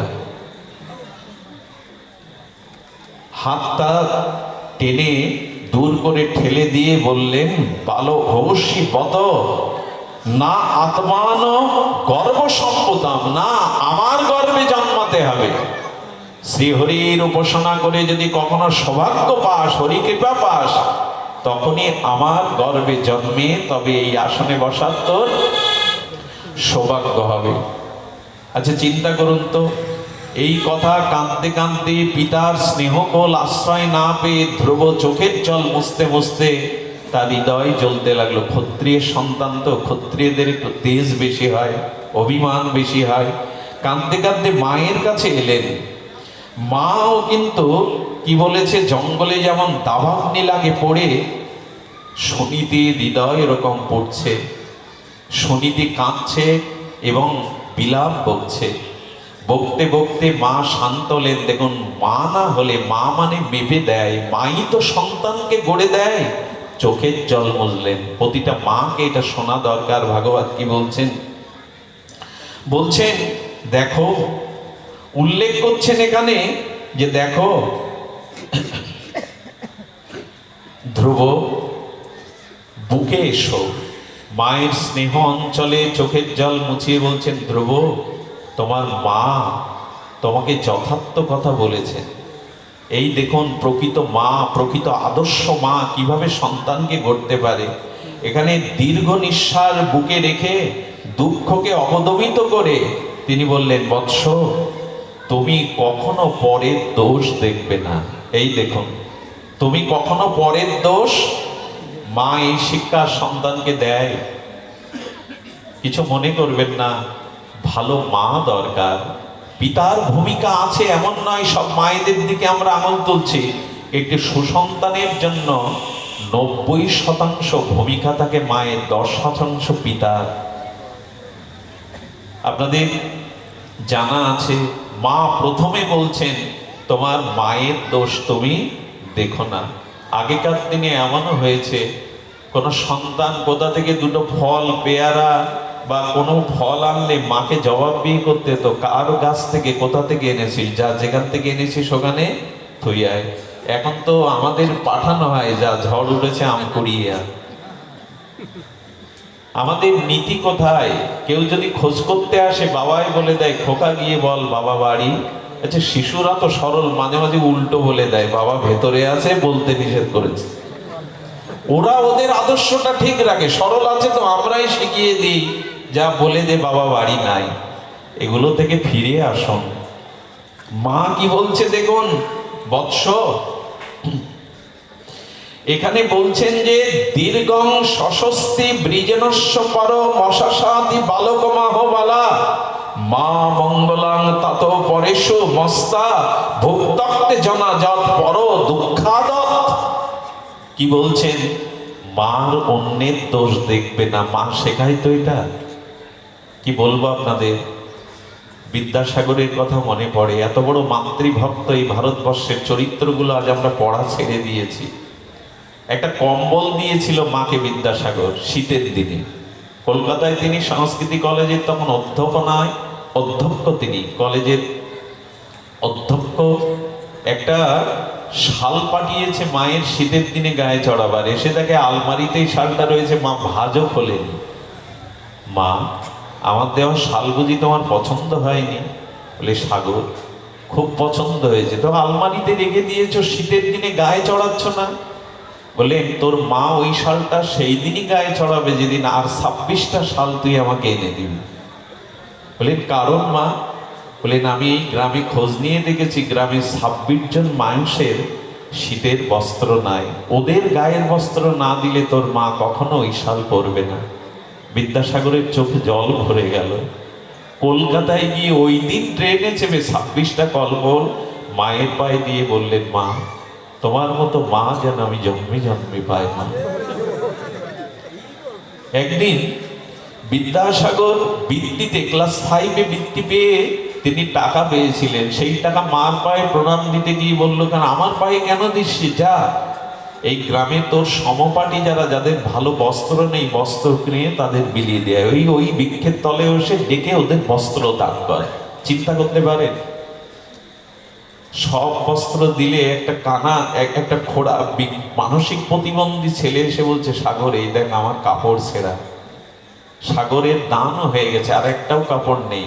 ওর ছেঁড়া কাপড়টা গাছের আড়ালে গিয়ে বললেন, খুলে দে তো আমায়। সেই ছেঁড়া কাপড়টা নিজে পরে নিজের কাপড়টা ওর হাতে দিয়ে মার সামনে গিয়ে ভয়ে ভয়ে দাঁড়িয়েছে। সাগর তোর পরনের কাপড় কি করলি? পুরো বৃত্তান্ত বলাতে মা বুকে চেপে ধরে বললেন, একদিন অনেক বড় হবি তুই সাগর, একদিন অনেক বড় হবি তুই। আমরা সবাই জানি সেই দামোদর নদী, স্রোতস্বিনী নদী পার হয়ে রাতের অন্ধকারে বিদ্যাসাগর মায়ের কাছে এসেছিল, কিন্তু এটা বলি না মা জানলার ধারে প্রদীপ জ্বালিয়ে বসেছিল অপেক্ষায়, আমার সাগর আসবে, আমার কথা সে লঙ্ঘন করবে না, আসবে। এসেও ছিল। মা চায়, আদর্শ মা না হলে আদর্শ। এই জন্য ধ্রুবের মায়ের চরিত্র, সুনীতির চরিত্র দেখুন, কারো দোষ দেখবে না। একদিন এরকম পূর্ণিমার রাত্রে বিদ্যাসাগর আর তার মা বসে আছে। কথাটা আমার বড় হৃদয়ে লাগে। এই না হলে মা, এই না হলে বিদ্যাসাগর তার গর্ভে আসে। বললেন, মা সারা জীবন তুমি কোনো অলংকার পরো না, আমার খুব স্বাদ মা তোমাকে কয়েকটা অলংকার গড়িয়ে দিই। নাও না মা, আমার এই নিবেদনটুকু রাখো। বিদ্যাসাগরের মা বলছে, সাগর, একটি রমণীর নারীর শ্রেষ্ঠ অলংকার কোনটা বলতো? হাতের কানের গলার। বলে, মা আমি জানি না। বলে, তবে শোন, কোন নারীর গর্ভে যদি কোনো সুসন্তানের জন্ম হয়, 10-এর একজন কোনো সন্তান জন্মায়, ওটাই হলো নারীর শ্রেষ্ঠ অলংকার। আমি রাস্তা দিয়ে যখন যাই, আমার পায়ে প্রণাম করে আঙুল তোলে, বলে ওই বিদ্যাসাগরের মা যাচ্ছে, চরণে প্রণাম করে, তোর মতো সন্তানকে যে গর্ভে ধারণ করেছি, এটাই তোমার অলংকার, আত্ম অলংকার প্রয়োজন নাই। বিদ্যাসাগর বলছেন, মা এসব কথা দিয়ে ভুলিও না, তুমি কয়েকটি অলংকার নাও। যখন মোটেই শুনবে না, তখন কি চাইলো জানেন? বিদ্যাসাগরের মা বলল, গলার হার গড়িয়ে দিবি যা দিয়ে, তা দিয়ে গ্রামে একটা বিদ্যালয় খুলে দে, যেন কেউ নিরক্ষর না থাকে। আমার কানের হাতের গড়িয়ে দিবি যা দিয়ে, একটা দাতব্য চিকিৎসালয় করে দে, যাতে বিনা ঔষধে আমার সামনে কেউ মারা না যায়। বল সাগর, এই অলংকার গড়িয়ে দিবি? মায়ের পায়ে প্রণাম করে জড়িয়ে ধরলেন, মা যদি কখনো জন্মায়, যেন তোমার মতো মার গর্ভে আসতে পারি, তোমার গর্ভের আশীর্বাদে আমি জীবন গঠন করতে পারি। কোথায় সেই মা? আজকে সুনীতি বলছে, না রে, কারো দোষ দেখবি না। এই দোষ দেখাটাই হলো আমাদের জীবনের অধঃপতনের অন্যতম কারণ। পরনিন্দা, পরচর্চা, পরের দোষ দেখলে না, ওটা নিজের মধ্যে এসে আগে বাসা বাঁধে। এই জন্য মা বললেন, পরের দোষ দেখবি না, পরের অমঙ্গল কখনো কামনা করবি না। দেখুন, নিজের মঙ্গল আপনার জীবনে তখনই হবে যখন আপনি অপরের মঙ্গল সূচনা করবেন। অপরের মঙ্গল যার দ্বারা হয় না এই জগতে, তার মঙ্গলও কখনো হয় না। অপরের মঙ্গল কামনাই নিজ মঙ্গলের প্রসূতি।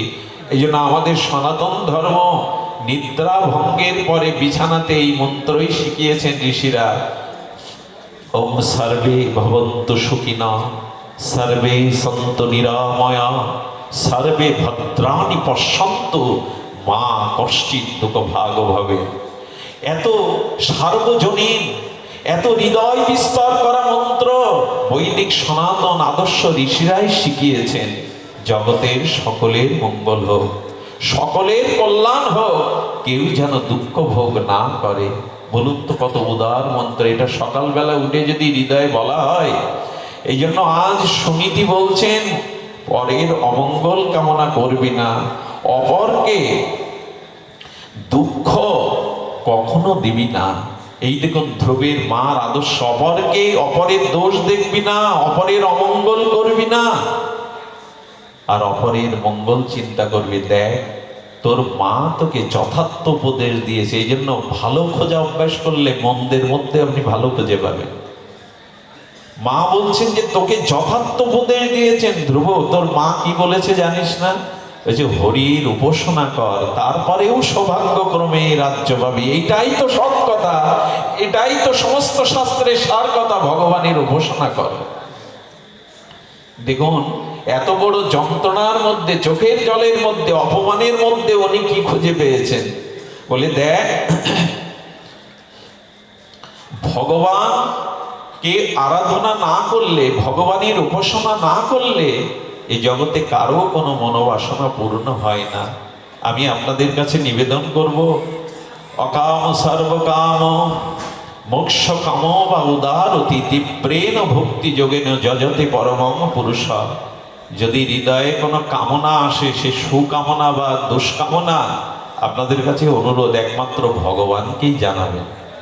আচ্ছা বাবা, এখানে একটা রহস্য রয়ে গেছে। ধ্রুব সকাম ভক্ত, এই তো ধ্রুবকে বলা হয়।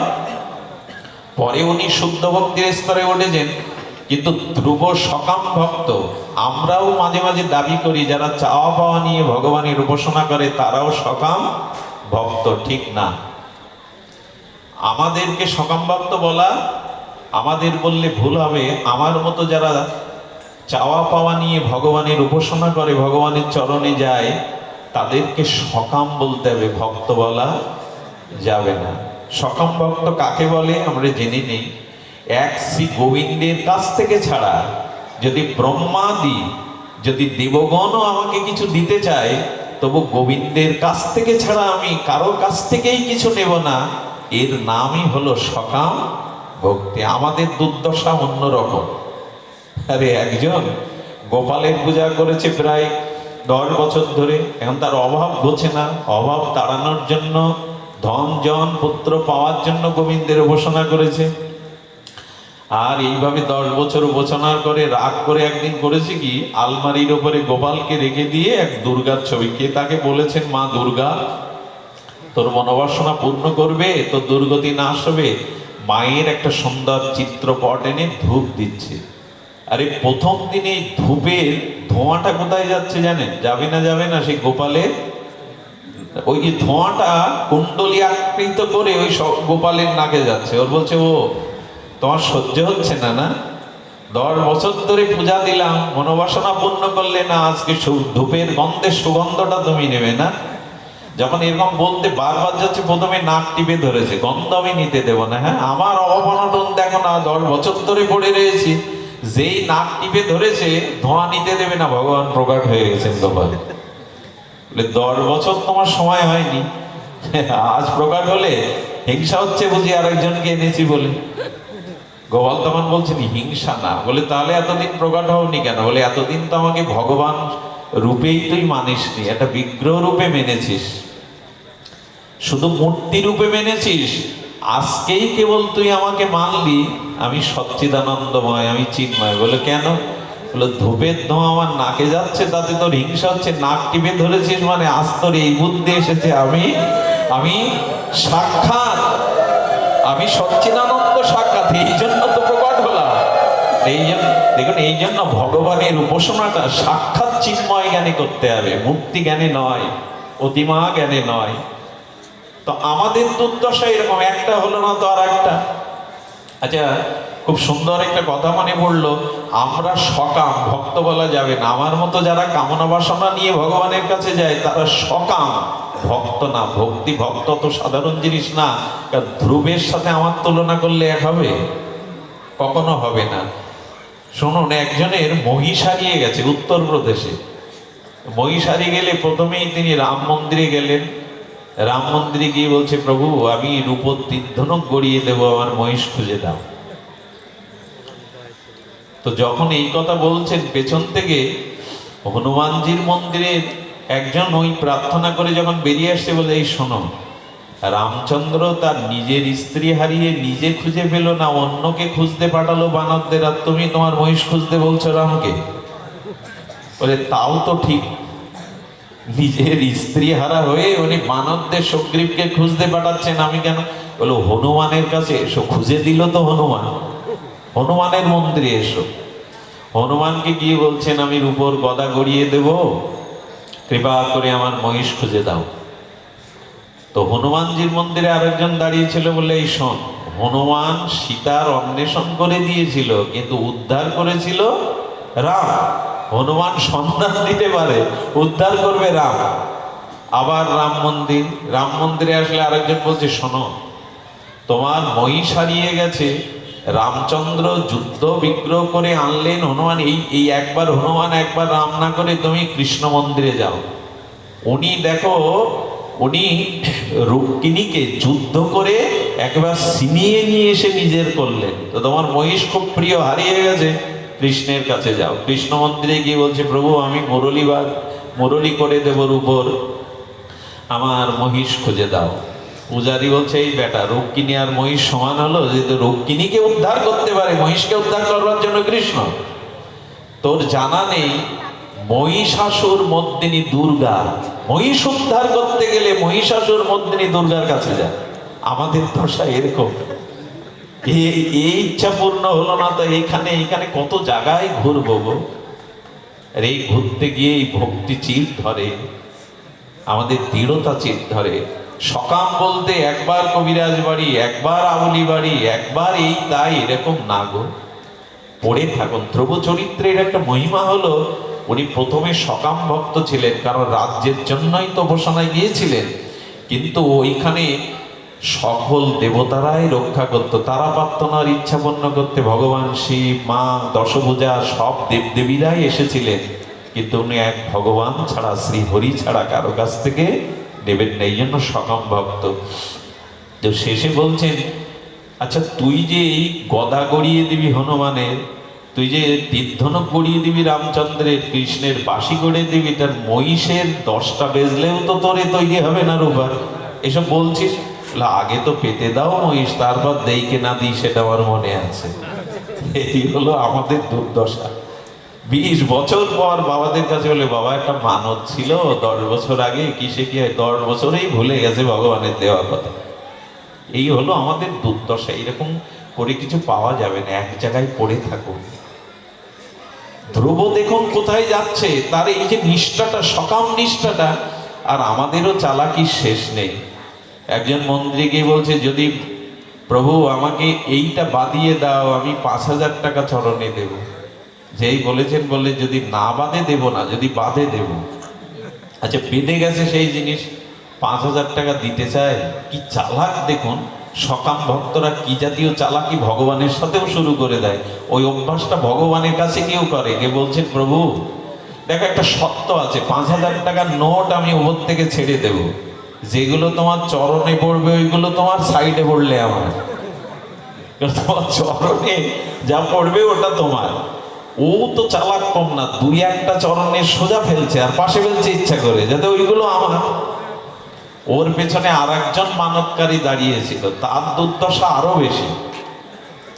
সে ও চলে যাওয়ার পরে বললেন, প্রভু তো আমিও তো মানত ছিল কিছু তোমায় দেব, তবে ওর থেকে আমার সত্য আবার আলাদা। সবাই বলে তুমি উপর আলা, আমি টাকা উপরে ছেড়ে দেব, যদি উপরে বেঁধে থাকে তো তোমার, নিচে আসলে আমার। ওর থেকেও চালাক। এরকম করে কি ভক্তি হয় গো? এই জন্য নিষ্ঠা চাই। ধ্রুবের সামনে দেবদেবীরা এসেছিল তার তপস্যায়, কিন্তু কারো কাছে কিন্তু চাননি, বলেছিলেন আমি শ্রী হরির কাছেই চাই। এই জন্য সকাম আমরা ভক্ত হতে গেলে এক জায়গায় পড়ে দেবে। আপনাদের সেই অনন্যর ফনন্যের কথা মনে আছে? বাবা মাঝে মাঝে প্রবচনে বলে, স্মরণে এলো, এক ভক্ত রথে উঠে যাচ্ছে, চারিদিকে সাইড দাও সাইড দাও, ভগবানের অনন্য ভক্ত আসছে, অনন্য ভক্ত আসছে। একজন রাস্তার মাঝখানে দাঁড়িয়ে সেই বাবাজির রথ আটকে দিয়েছে, সবাই বলছে সরে যাও, অনন্য ভক্ত আসছে, আর সরে না, কথা বলে না। শেষে অনন্য ভক্ত যিনি, তিনি রথ থেকে নেমে বলছে, বাবা তোমার নাম? বলে আমি ফনন্য ভক্ত। আপনি অনন্য ভক্ত আর আমি ফনন্য ভক্ত। বলে অনন্য মানে অন্য আশা না করে যে এক স্থানেই পড়ে থাকে তাকে অনন্য বলে, ফনন্য মানে? বলে দেখুন আপনার জানা আছে কৃষ্ণ আছে, রামচন্দ্র আছে, বিষ্ণু আছে, নারায়ণ আছে, এই জেনেই আপনি শ্রীকৃষ্ণের চরণে একনিষ্ঠ ভক্তিতে আছেন, তাই অনন্য। আর আমি বেটা জানি না আমার কানাই ছাড়া, আমার লালা ছাড়া বিশ্ব ব্রহ্মাণ্ডে আর কেউ আছে, এই জন্য আমি ফনন্য। এরকম একটা নিষ্ঠা নিয়ে পড়ে থাকতে হবে। একটা নিষ্ঠাকে নিয়ে যদি পড়ে থাকি তাহলে আমরা এগিয়ে যেতে পারবো। সতী ভক্তগণ, ধ্রুব চরিত্র এভাবে বর্ণনা করছেন। বিশ্ব সংসার পালনের জন্য শ্রীহরি সপ্তগুণ আশ্রয় করে ভক্তের মনোবাসনা পূর্ণ করেন। যাও ধ্রুব, ধ্রুব সাজিয়ে দিচ্ছেন মা কার দিকে? হরি চরণের দিকে। এই সংকেতটা আজ নেব তো আমরা। আমাদের সন্তানকে আমরা শ্রীহরির চরণ, সমস্ত অভীষ্ট পূরণের জন্য উচিত কি মাকে, পিতা মাতাকে উচিত হলো ভগবানের চরণে ঠেলে। ওইখানেই তো অভীষ্ট পূরণকারী শক্তি আছে গো। এই পৃথিবীতে কার যশ হয়, কার খ্যাতি হয়, কে জগৎকে উপভোগ করতে পারে? যিনি গোবিন্দ চরণ আশ্রয় করেছেন। মার জীবনের প্রথম কাজ হলো সন্তানকে ভগবতমুখী করে তোলা, শ্রী হরি চরণে সমর্পিত করা। এটাই সুনীতি দেখাচ্ছেন জগৎকে, দাও সঁপে দাও, ভগবানের চরণে সন্তানকে সঁপে দাও। ওখানে গেলে কেউ বিনষ্ট হয় না, ওখানে গেলে কেউ বিপদগামী হয় না। 5 বছরের ছেলেকে বনে পাঠাচ্ছে, সাপাত সঙ্গল হিংস্র জীব জন্তু পাঠাচ্ছে, কিন্তু মার বিশ্বাস আছে হরি রক্ষা করবে। এখানে পদকর্তারা টিকাতে অনেক রকম ব্যাখ্যা করেন। উত্থানপাত বলল, ধ্রুব তুমিও তো আমার সন্তান, যেও না। দেখো তোমাকে আমি কোলে নিতে পারিনি বিমাতার জন্য, কিন্তু অর্ধেক রাজ্য দিয়ে দেব। ধ্রুব বলছেন, যার উপাসনা করব মনস্থির করেছি, এখন উপাসনা পথে বেরোয়নি, তাতেই অর্ধেক রাজ্য। না জানালি ভজন করলে কি হবে, তাতেই তো অর্ধেক রাজ্য। সর্বোপরি দিতে চেয়েছিলেন, কিন্তু গোবিন্দ চরণ আশ্রয় করে বেরিয়েছিলেন। আপনারা জানেন দীর্ঘ 6 মাস কখনো বায়ু ভক্ষণ করে, কখনো জল ভক্ষণ করে, কখনো বুভুক্ষ থেকে, কখনো এক পায়ে দাঁড়িয়ে তীব্র তপস্যা করেছিলেন। 1 মাস তপস্যার ক্রমোন্নতিতে তীব্রতায় ধ্রুব যখন তপস্যায় রত, সমগ্র ব্রহ্মাণ্ড প্রকম্পিত হতে লাগলো, ভগবানের আসনও প্রকম্পিত হতে লাগলো। এই জন্য ভজনের দ্বারা, সাধনার দ্বারা, তপস্যার দ্বারা ভগবানের আসন টলে যায়, তার হৃদয় বিগলিত হয়। এই জন্য ঠাকুর মশাই এত প্রার্থনা পদ লিখেছেন। আমাদের আরাধনা ছাড়া, গীতায় প্রতি পদেই ভগবান বলেছেন ভজনের কথা। ভজনের কথা বারবার বলেছেন। উপনিষদ মন্ত্র বলুন, গীতা বলুন, সবখানেই হরির উপাসনার কথা বলেছেন। তার নিকটে ধ্রুব এই তীব্র উপাসনার দ্বারা যখন তীব্র উপাসনায় রত হলেন, তখনই ভগবানের আসন কেঁপে উঠল। চতুর্ভুজ শঙ্খ চক্র গদা পাদ পদ্ম ভগবান নারায়ণ তিনি এলেন। আর এসে দেখছেন তন্ময় চিত্রে ধ্রুবের হৃদয়ে শুধু ভগবানেরই আসন পাতা। ধ্রুব জগৎকে ভুলে গেছে ধ্যানে, তার প্রাণায়ামে। ভগবান সঙ্গে সঙ্গে ধ্রুবকে দর্শন দেওয়ার জন্য কি করলেন না, চিত্ত থেকে ভগবানের শ্রীমূর্তিটি সরিয়ে নিলেন। ভক্ত যদি হৃদয়ে ভগবানকে একবার হারিয়ে বসে, তখন কি হয়, এই হারিয়ে বসলে তখন বাইরে পাগলের ন্যায় খুঁজছেন, আমার প্রভু কোথায়, আমার প্রভু কোথায়। আর এই উপাসনাটা যাওয়ার আগে সার্থক হলো কেন জানেন? 5 বছরের ধ্রুবের এই তপস্যার ভগবানের সিংহাসন কেন নড়ল? ভগবান কেন ধ্রুবের কাছে নিজে এলেন? ধ্রুব তো ভগবানের কাছে যায়নি। এর প্রধান কারণ হলো উনি ভজন করেছিলেন কোথায়? মধুবনে, শ্রীধাম বৃন্দাবনে মধুবনে। ব্রজ আশ্রয় করে যারা ভগবানের শরণ নেয়, ধাম চিন্তামণি দ্রুতই তার মনের বাসনা পূর্ণ করে দেয়। আপনারা জানেন ধ্রুব তপবনে মধুবনের উদ্দেশ্যে যাত্রা করেছিলেন, এবং ধ্রুবের এই তপস্যা সফল হতো না যদি দেবর্ষি বা নারদ রূপী গুরুদেবের কৃপা না পেতেন। এখানে খুব উল্লেখযোগ্য বিষয়, ওম নমো ভাগবতে বাসুদেবা, এই মন্ত্র কে দিয়েছিলেন ধ্রুবকে? ভক্তির আচার্য দেবর্ষি বা নারদ। এই জন্য গুরুদেব ধ্রুবকে এসে বলছেন, আরে এটা খেলনার সময়, সখাদের সাথে খেলবে, উৎফুল্ল আনন্দে ক্রীড়া করবে, তুমি বনে যাচ্ছ বাঘ সিংহ সাপাত সঙ্গলারে, ওখানেই তো মরে পড়ে থাকবে, কেন যাচ্ছ? খেলো, পরীক্ষা নিচ্ছেন। বলে মা আদেশ দিয়েছেন, হরিচরণ ভজবই আমি। নারদ পরীক্ষা নিচ্ছেন, খেলো গিয়ে, যাও, এটা খেলনার বয়স, হাসি আনন্দর বয়স, ক্রীড়ার বয়স, যাও সখাদের সাথে খেলো। এই সময় কেউ বনে যায় না, এই সময় কেউ বনে যায় না, তুমি গিয়ে খেলা করো। কিন্তু বারবার বললেন, হরিচরণ ছাড়া এই জগতে আমার আর খেলাও নেই, অন্য কোনো ক্রীড়াও নেই। আমি সব কিছু জেনেও যাব, কারণ হরিচরণ প্রয়োজন, হরিচরণ ভজনই আমার একমাত্র লক্ষ্য। দেবর্ষিবাদ নারদ সন্তুষ্ট হলেন, প্রীত হলেন। এই জন্য গুরুদেব মাঝে মাঝে শিষ্যকে পরীক্ষা নেন, উপযুক্ত কিনা, আশ্রয় কিনা। আমরা পরীক্ষায় পাশ হইতো, আর পাশ হয়েছি। আমরা শ্রীগুরুর পরীক্ষায় কি পাশ হব গো? হ্যাঁ, মনে আছে আপনাদের? মনে আছে শ্রীগুরুর পরীক্ষায়? আর এই শ্রীগুরুদেবের হঠাৎ করে ইচ্ছা হলো, আমার প্রকৃত শিষ্যকে আমি একটু দেখব। প্রাতঃস্মরণীয় পরম বন্দনীয় কিছু উপকণ্ঠের আমাদের দৈন্যের বৈষ্ণব সেবার প্রতিমূর্তি ছিল মুরারিমোহন দাস বাবাজি বলেছিলেন, ঘটনাটা বড় হৃদয়কে স্পর্শ করে। গুরুদেবের মহিমা গুরুতত্ত্ব আসলেই এই কথাটি বারবার দু চোখের জলে উনি বলে চলেছেন। গুরুদেবের ইচ্ছা হলো আমার প্রকৃত নিষ্ঠাবান শিষ্যকে। গুরুদেব সব শিষ্যদের ডেকে বললেন, 3 দিনের মধ্যে আমার দেহে গলিত কুষ্ঠ দেখা দেবে। আর শ্বেত কুষ্ঠ বা গলিত কুষ্ঠ হলে আরাধনার আর তার অধিকার থাকে না। এবং আমি এই আশ্রম ছেড়ে চলে যাব, আমার সাথে তোমরা কেউ যেতে রাজি আছো?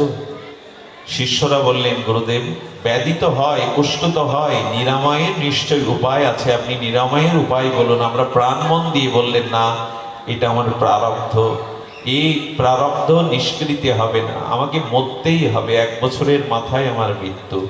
দূরে দাঁড়িয়েছিল এক সরল যুবক, গুরুদেব বলাতে অবনত মস্তকে প্রায় সব চলে গেল। একজন এগিয়ে এসে বলছেন, এই অভাগা শাস্ত্র জানে না, এই অভাগা সেবাও জানে না, কৃপা করে যদি আপনার চরণে রাখতেন। অল্প বয়স তোর, কাঁচা শরীর তোর, তুই পারবি না, এই পুজ রক্তময় কুষ্ঠদেহকে বহন করতে পারবি না। বলল, গুরুদেব আপনি আশীর্বাদ করলে এই সেবাটুকু কৃপা করে আমায় দিন। কাশিতে চলে গেলেন। 1টা বছর ধরে গুরুদেবকে হাতে করে খাওয়াতেন, শয়ন করাতেন, পুজ রক্তগুলো মুছিয়ে দিতেন। 1টা বছরের মধ্যে তিনি গঙ্গায় স্নান করতে যাননি। কেন জানেন? কাশীর বিশ্বেশ্বর বিশ্বনাথকে দেখতে যাননি। যদি গুরুদেব কিছু চেয়ে বসে, যদি তার কোনো প্রয়োজন হয়, রাত দিন এক করে গুরুদেবের সেবা করে, পোকাগুলো বেঁচে দেয়, পুজ রক্তগুলো মুছে দেয়, কলির মাথার উপরে রেখে গুরুদেবকে ঘুম পাড়ায়। এভাবে 1 বছর হয়ে গেলে একদিন বিশ্বনাথ সাক্ষাৎ কাশীর অধীশ্বর বিশ্বনাথ পার্বতীকে বলছেন, পার্বতী দেখেছ, এমন গুরু ভক্তি পরায়ণ শিষ্যকে আমার বড় বড় ভালো লেগেছে, আমি আজ ওকে দর্শন করতে যাব। গুরু ভক্তির মহিমা দেখুন। ভগবান শিব বলছেন, পার্বতী আমি আজ এরূপ গুরুনিষ্ঠ পরায়ণ শিষ্যকে দেখতে যাব। বলেন, প্রভু তুমি যাকে দেখতে যাবে আমাকেও সাথে নাও। জানো, 1টা বছরও গঙ্গা স্নান করতে চায়নি, 1টা বছরও আমার মন্দিরে আসেনি শ্রী গুরু সেবার জন্য। সেই ছোট্ট জঙ্গলের মধ্যে কুটিরের সামনে হর পার্বতী দাঁড়িয়ে ডাকছে, ওগো ওগো গুরুনিষ্ঠ পরায়ণ, এই দেখো আমি শঙ্কর, পার্বতী তোমার দুয়ারে এসেছি, তুমি এসো। গুরুদেব তখন কোলের উপরে কেবল তন্দ্রা যাচ্ছিলেন। বলেন, হে শঙ্কর, যদি কৃপা করে করুণা করে এসে থাকেন, কিছুক্ষণ দাঁড়াতে হবে। শ্রী গুরুদেব ঘুমাচ্ছেন, তার নিদ্রা না এলে আমি আপনার সামনে যেতে পারবো না। ভগবান শঙ্কর বললেন, দেখো পার্বতী, গুরুনিষ্ঠা দেখো, ওকে বুকে জড়িয়ে ধরতে আমার বড় সাহাল হচ্ছে। আমি দুয়ারে দাঁড়িয়ে, তুমি জগৎমাতা পার্বতী দাঁড়িয়ে, তবু সে গুরুদেবের সুখের সেবার চিন্তা করে বাইরে আসছে না। দাঁড় করিয়ে রেখে যখন গুরুদেব বিশ্রাম নিল, বাইরে এসেছে, প্রণাম করেছে। ভগবান শঙ্কর ওকে জড়িয়ে ধরে বললেন, ধন্য তুমি ধন্য। গুরু ভক্তি ঈশ্বর প্রাপ্তির মূল উপায়, গুরু ভক্তি জীবের আত্মকল্যাণের মূল উপায়। এ ভব সংসার তারণে গুরু বিনা আমাদের অন্য কেহ বান্ধবী নাই। যখন পার্বতী মা আশীর্বাদ করলেন, বললেন, দেখো তোমার মতো গুরু ভক্তির ভক্তকে, শিষ্যকে আমি কিছু আশীর্বাদ করতে চাই। প্রভু যদি কিছু আশীর্বাদ করতে চান, তবে শ্রী গুরুর অনুমতি ছাড়া আমি নিতে পারবো না। গুরুদেবকে গিয়ে বলছেন, গুরুদেব একটু কৃপা করুন, আমি আপনার নিরাময় হওয়ার আশীর্বাদটা নিয়ে আসি প্রভুর কাছ থেকে। খবরদার এটা কখনো চাইবি না, তোর যদি কিছু প্রয়োজন হয় তবে তুই চেয়ে আয়। যখন বলছেন তোর যখন কিছু প্রয়োজন হবে তুই চেয়ে আয়, শঙ্করের চরণে এসে কাঁদতে কাঁদতে বললেন, হে ভগবান শঙ্কর, হে আচার্য, হে জগৎ মাতা, আমাকে এই বর দিন যেন জন্ম জন্মান্তরে শ্রী গুরুদেবের এমন ভাবে সেবা করে যেতে পারি, অন্য কোনো বাসনা যাতে আমার না হয়, আমি যেন শ্রী গুরুদেবকে এভাবেই সেবা করে যেতে পারি। ভগবান দুয়ারে আসে, গুরুনিষ্ঠ আচার্যনিষ্ঠ সৎ শিষ্যের। নারদ বুঝেছিলেন ধ্রুবকে কোনো প্রলোভন, ধ্রুবকে কোনো ক্রীড়া, ধ্রুবকে বাহ্যিক কোনো বিষয়ে ভোলানো গেল না। তখনই তিনি এই মন্ত্র অর্পণ করেছিলেন, ওং নমো ভগবতে। বা এই উচ্চারণটা বাবা বলতেন, যখনই বলতে হয় আমাদের মনে একবার উচ্চারণ করা উচিত। আসুন আমরা সবাই বলি, ওং নমো ভগবতে বাসুদেবায়। এই মন্ত্র বলবার সাথে সাথে হরি তুষ্ট হন, হৃদয় অবরুদ্ধ হয়ে যান। নারদজির কি বিশেষ কৃপা, এতটুকু বালক সেই তপস্যা, এই জন্য গুরু কৃপা চাই। মায়ের প্রেরণা, মায়ের আশীর্বাদ, শ্রীগুরু করুণা যাদের মস্তকের উপরে, তারাই তো হরি পায়, তারাই তো জীবনের লক্ষ্যে পৌঁছাতে পারে। মায়ের করুণা, শ্রীগুরু করুণা, কারণ পিতামাতাও তো আমাদের গুরু। এখানে সবকিছু গুরু কেন্দ্রিক, সনাতন আদর্শটাই গুরু কেন্দ্রিক। এই জন্য শ্রীগুরু পাদপদ্মে নিষ্ঠা ভক্তি উপচয় হলেই কেবল আমরা পরম লাভ করতে পারি। তো ধ্রুব গেলেন, এই জাতীয় উপাসনার দ্বারা ভগবান সন্তুষ্ট হলেন। চক্ষু মিলন করে দেখলেন চতুর্ভুজের শঙ্খ চক্র গদা পাদপদ্ম ভগবান তার দিব্য জ্যোতির্ময় মূর্তিতে গরুরের পৃষ্ঠদেশে দাঁড়িয়ে। ভগবানকে দেখেই ধ্রুব যেন লজ্জিত হচ্ছেন। কেন জানেন? তোমায় এত অপরূপ মহিমা, তোমার এত দিব্য জ্যোতি তোমার, কিন্তু আমি শিশু, আমি অধম, আমি মূঢ়, তোমাকে স্তুতি করবার কোনো ভাষা আমার জানা নাই। যখন ধ্রুব কষ্ট পাচ্ছে, তখনই ভগবান তার দিব্য শঙ্খ ধ্রুবের কণ্ঠে স্পর্শ করালেন।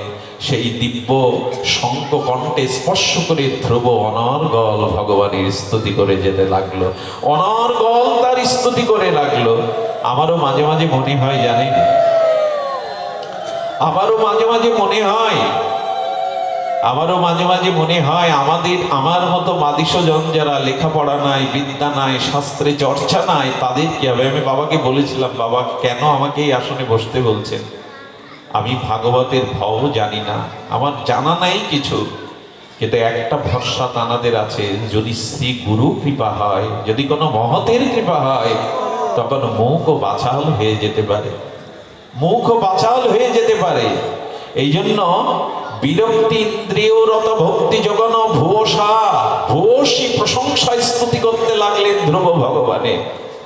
আর স্তুতি করতে ভগবান এত সন্তুষ্ট হলেন, তখনই ধ্রুবকে তিনি বর দিতে চেয়েছিলেন।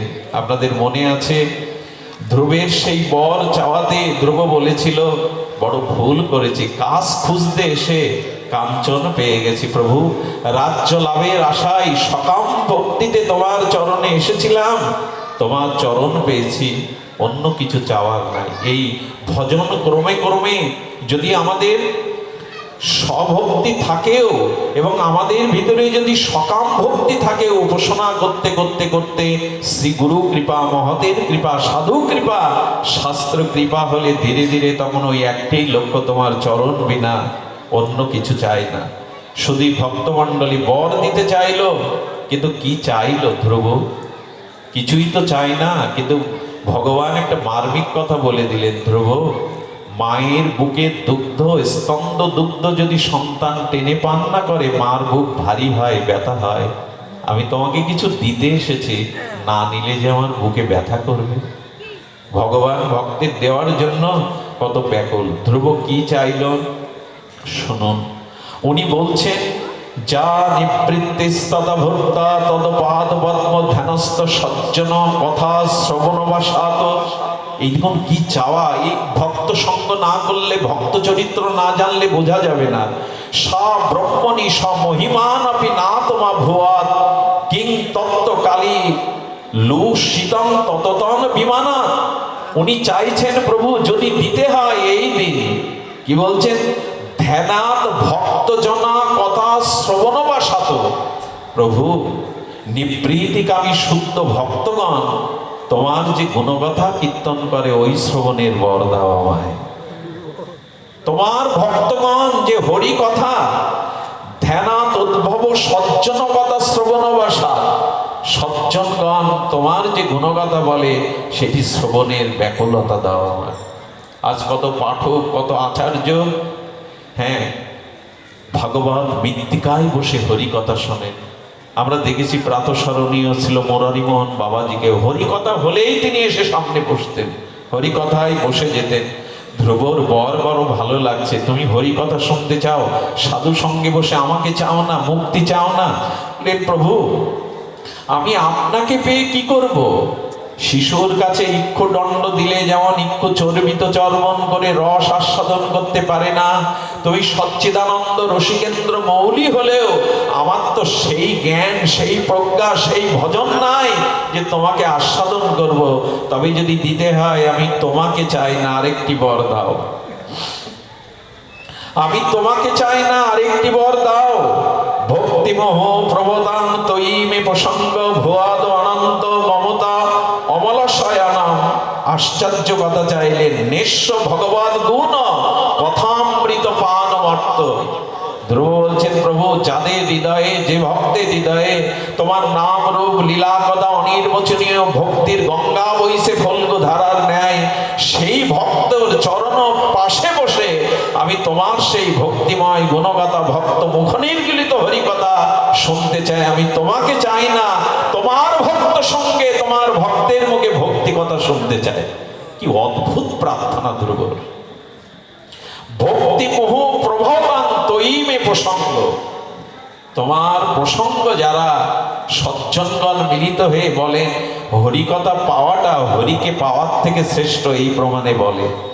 শুদ্ধ সজ্জন সাধুকে যদি কখনো হরিকথা শ্রবণের ভাগ্য পান, জানবেন ভগবান পাওয়ার থেকে সেটা আরো আস্বাদ্য। প্রেম না থাকলে, ভজন না থাকলে, গুরু কৃপা না থাকলে ভগবানকে পাওয়া নয়, আস্বাদন হবে না। এই জন্য গুরু মহারাজ বললেন, ভগবান পাওয়ার থেকে তার ভজন পাওয়াটাই বড়। অনেক ভক্ত সাক্ষাৎ ভগবানকে দেখেই বলেছে, প্রভু দয়া করে সামনে থেকে সরে যাও, আমাকে ভজন করতে দাও। এ কথাও বলেছেন, যাও প্রভু তোমার নিত্যলোকে যাও, আমাকে তোমার ভজন করতে দাও। ভজনই রস, ভজনই আনন্দ। ভগবানকে পাওয়ার থেকে তার ভজন পাওয়া। পরে গিয়ে গোপীলীলাতে, গোপীগীতে আমরা শুনবো, রাধারানী কথাও বলেছিলেন, ওরে ভ্রমর, তোর বধূকে হারিয়ে বাঁচতে পারি, তার কথা হারিয়ে বাঁচতে পারি না, তার লীলা ছেড়ে বাঁচতে পারবো না। এই জন্য আমাদের জীবনের জীবত হয় যেন হরি কথা। হরিকথা শ্রবণী আমাদের জীবনে যেন জীবাতু হয়ে ওঠে। শুধু ভক্তগণ, এই জন্য ধ্রুবের এই চাওয়াটা অমর হয়েছে। এই অমল পুরাণ, মহাপুরাণ ভাগবতে তোমাকে আচ্ছা ধ্রুব, তুমি মুক্তি চাও না? বলো, প্রভু মুক্তি আমি চাইব কেন? মুক্তি তো আমার পিছনে ছুটবে। চিরচেনা সেই কথা তবু বারবার শুনলে আমাদের স্মৃতিতে, রুচিতে বাঁধবে না। বললেন, প্রভু আপনি জানেন, কোনো মদ্যপ যদি সন্ধ্যার প্রকল্পে আর 2 গ্লাস বা 1 গ্লাস মদিরা পান করে, সেই মদ পান করে সে কোনো মদিরা পানরত মত্ত হয়ে যখন রাস্তায় ঘুরতে থাকে, কোথায় রাত্রি কাটে, কোথায় পড়ে থাকে, কোথায় বসন খুলে যায়, তার যেমন ঠিক থাকে না, তেমনি তোমার শুদ্ধ ভক্তের নিকটে বসে তোমার কথামৃত, লীলামৃত, ওই অমৃত পান করে আমিও যেন মদমত্ত হয়ে যাই। আর সেই মদমত্ত অবস্থায় মুক্তি আমার পিছনে ঘটবে। যেমন বসন খুলে পড়ে যায় জানে না, তেমন মুক্তি কবে আসবে আমি জানি না। তাই স্বতন্ত্রভাবে মুক্তি চাই না, আমি তোমার কথায় অমৃত রসে পান করতে চাই। এরা জগৎকে জানিয়ে গেল, মুক্তি নয়, চাই ভজন, চাই সাধু সঙ্গ, চাই হরি কথা, চাই হরি আস্বাদন।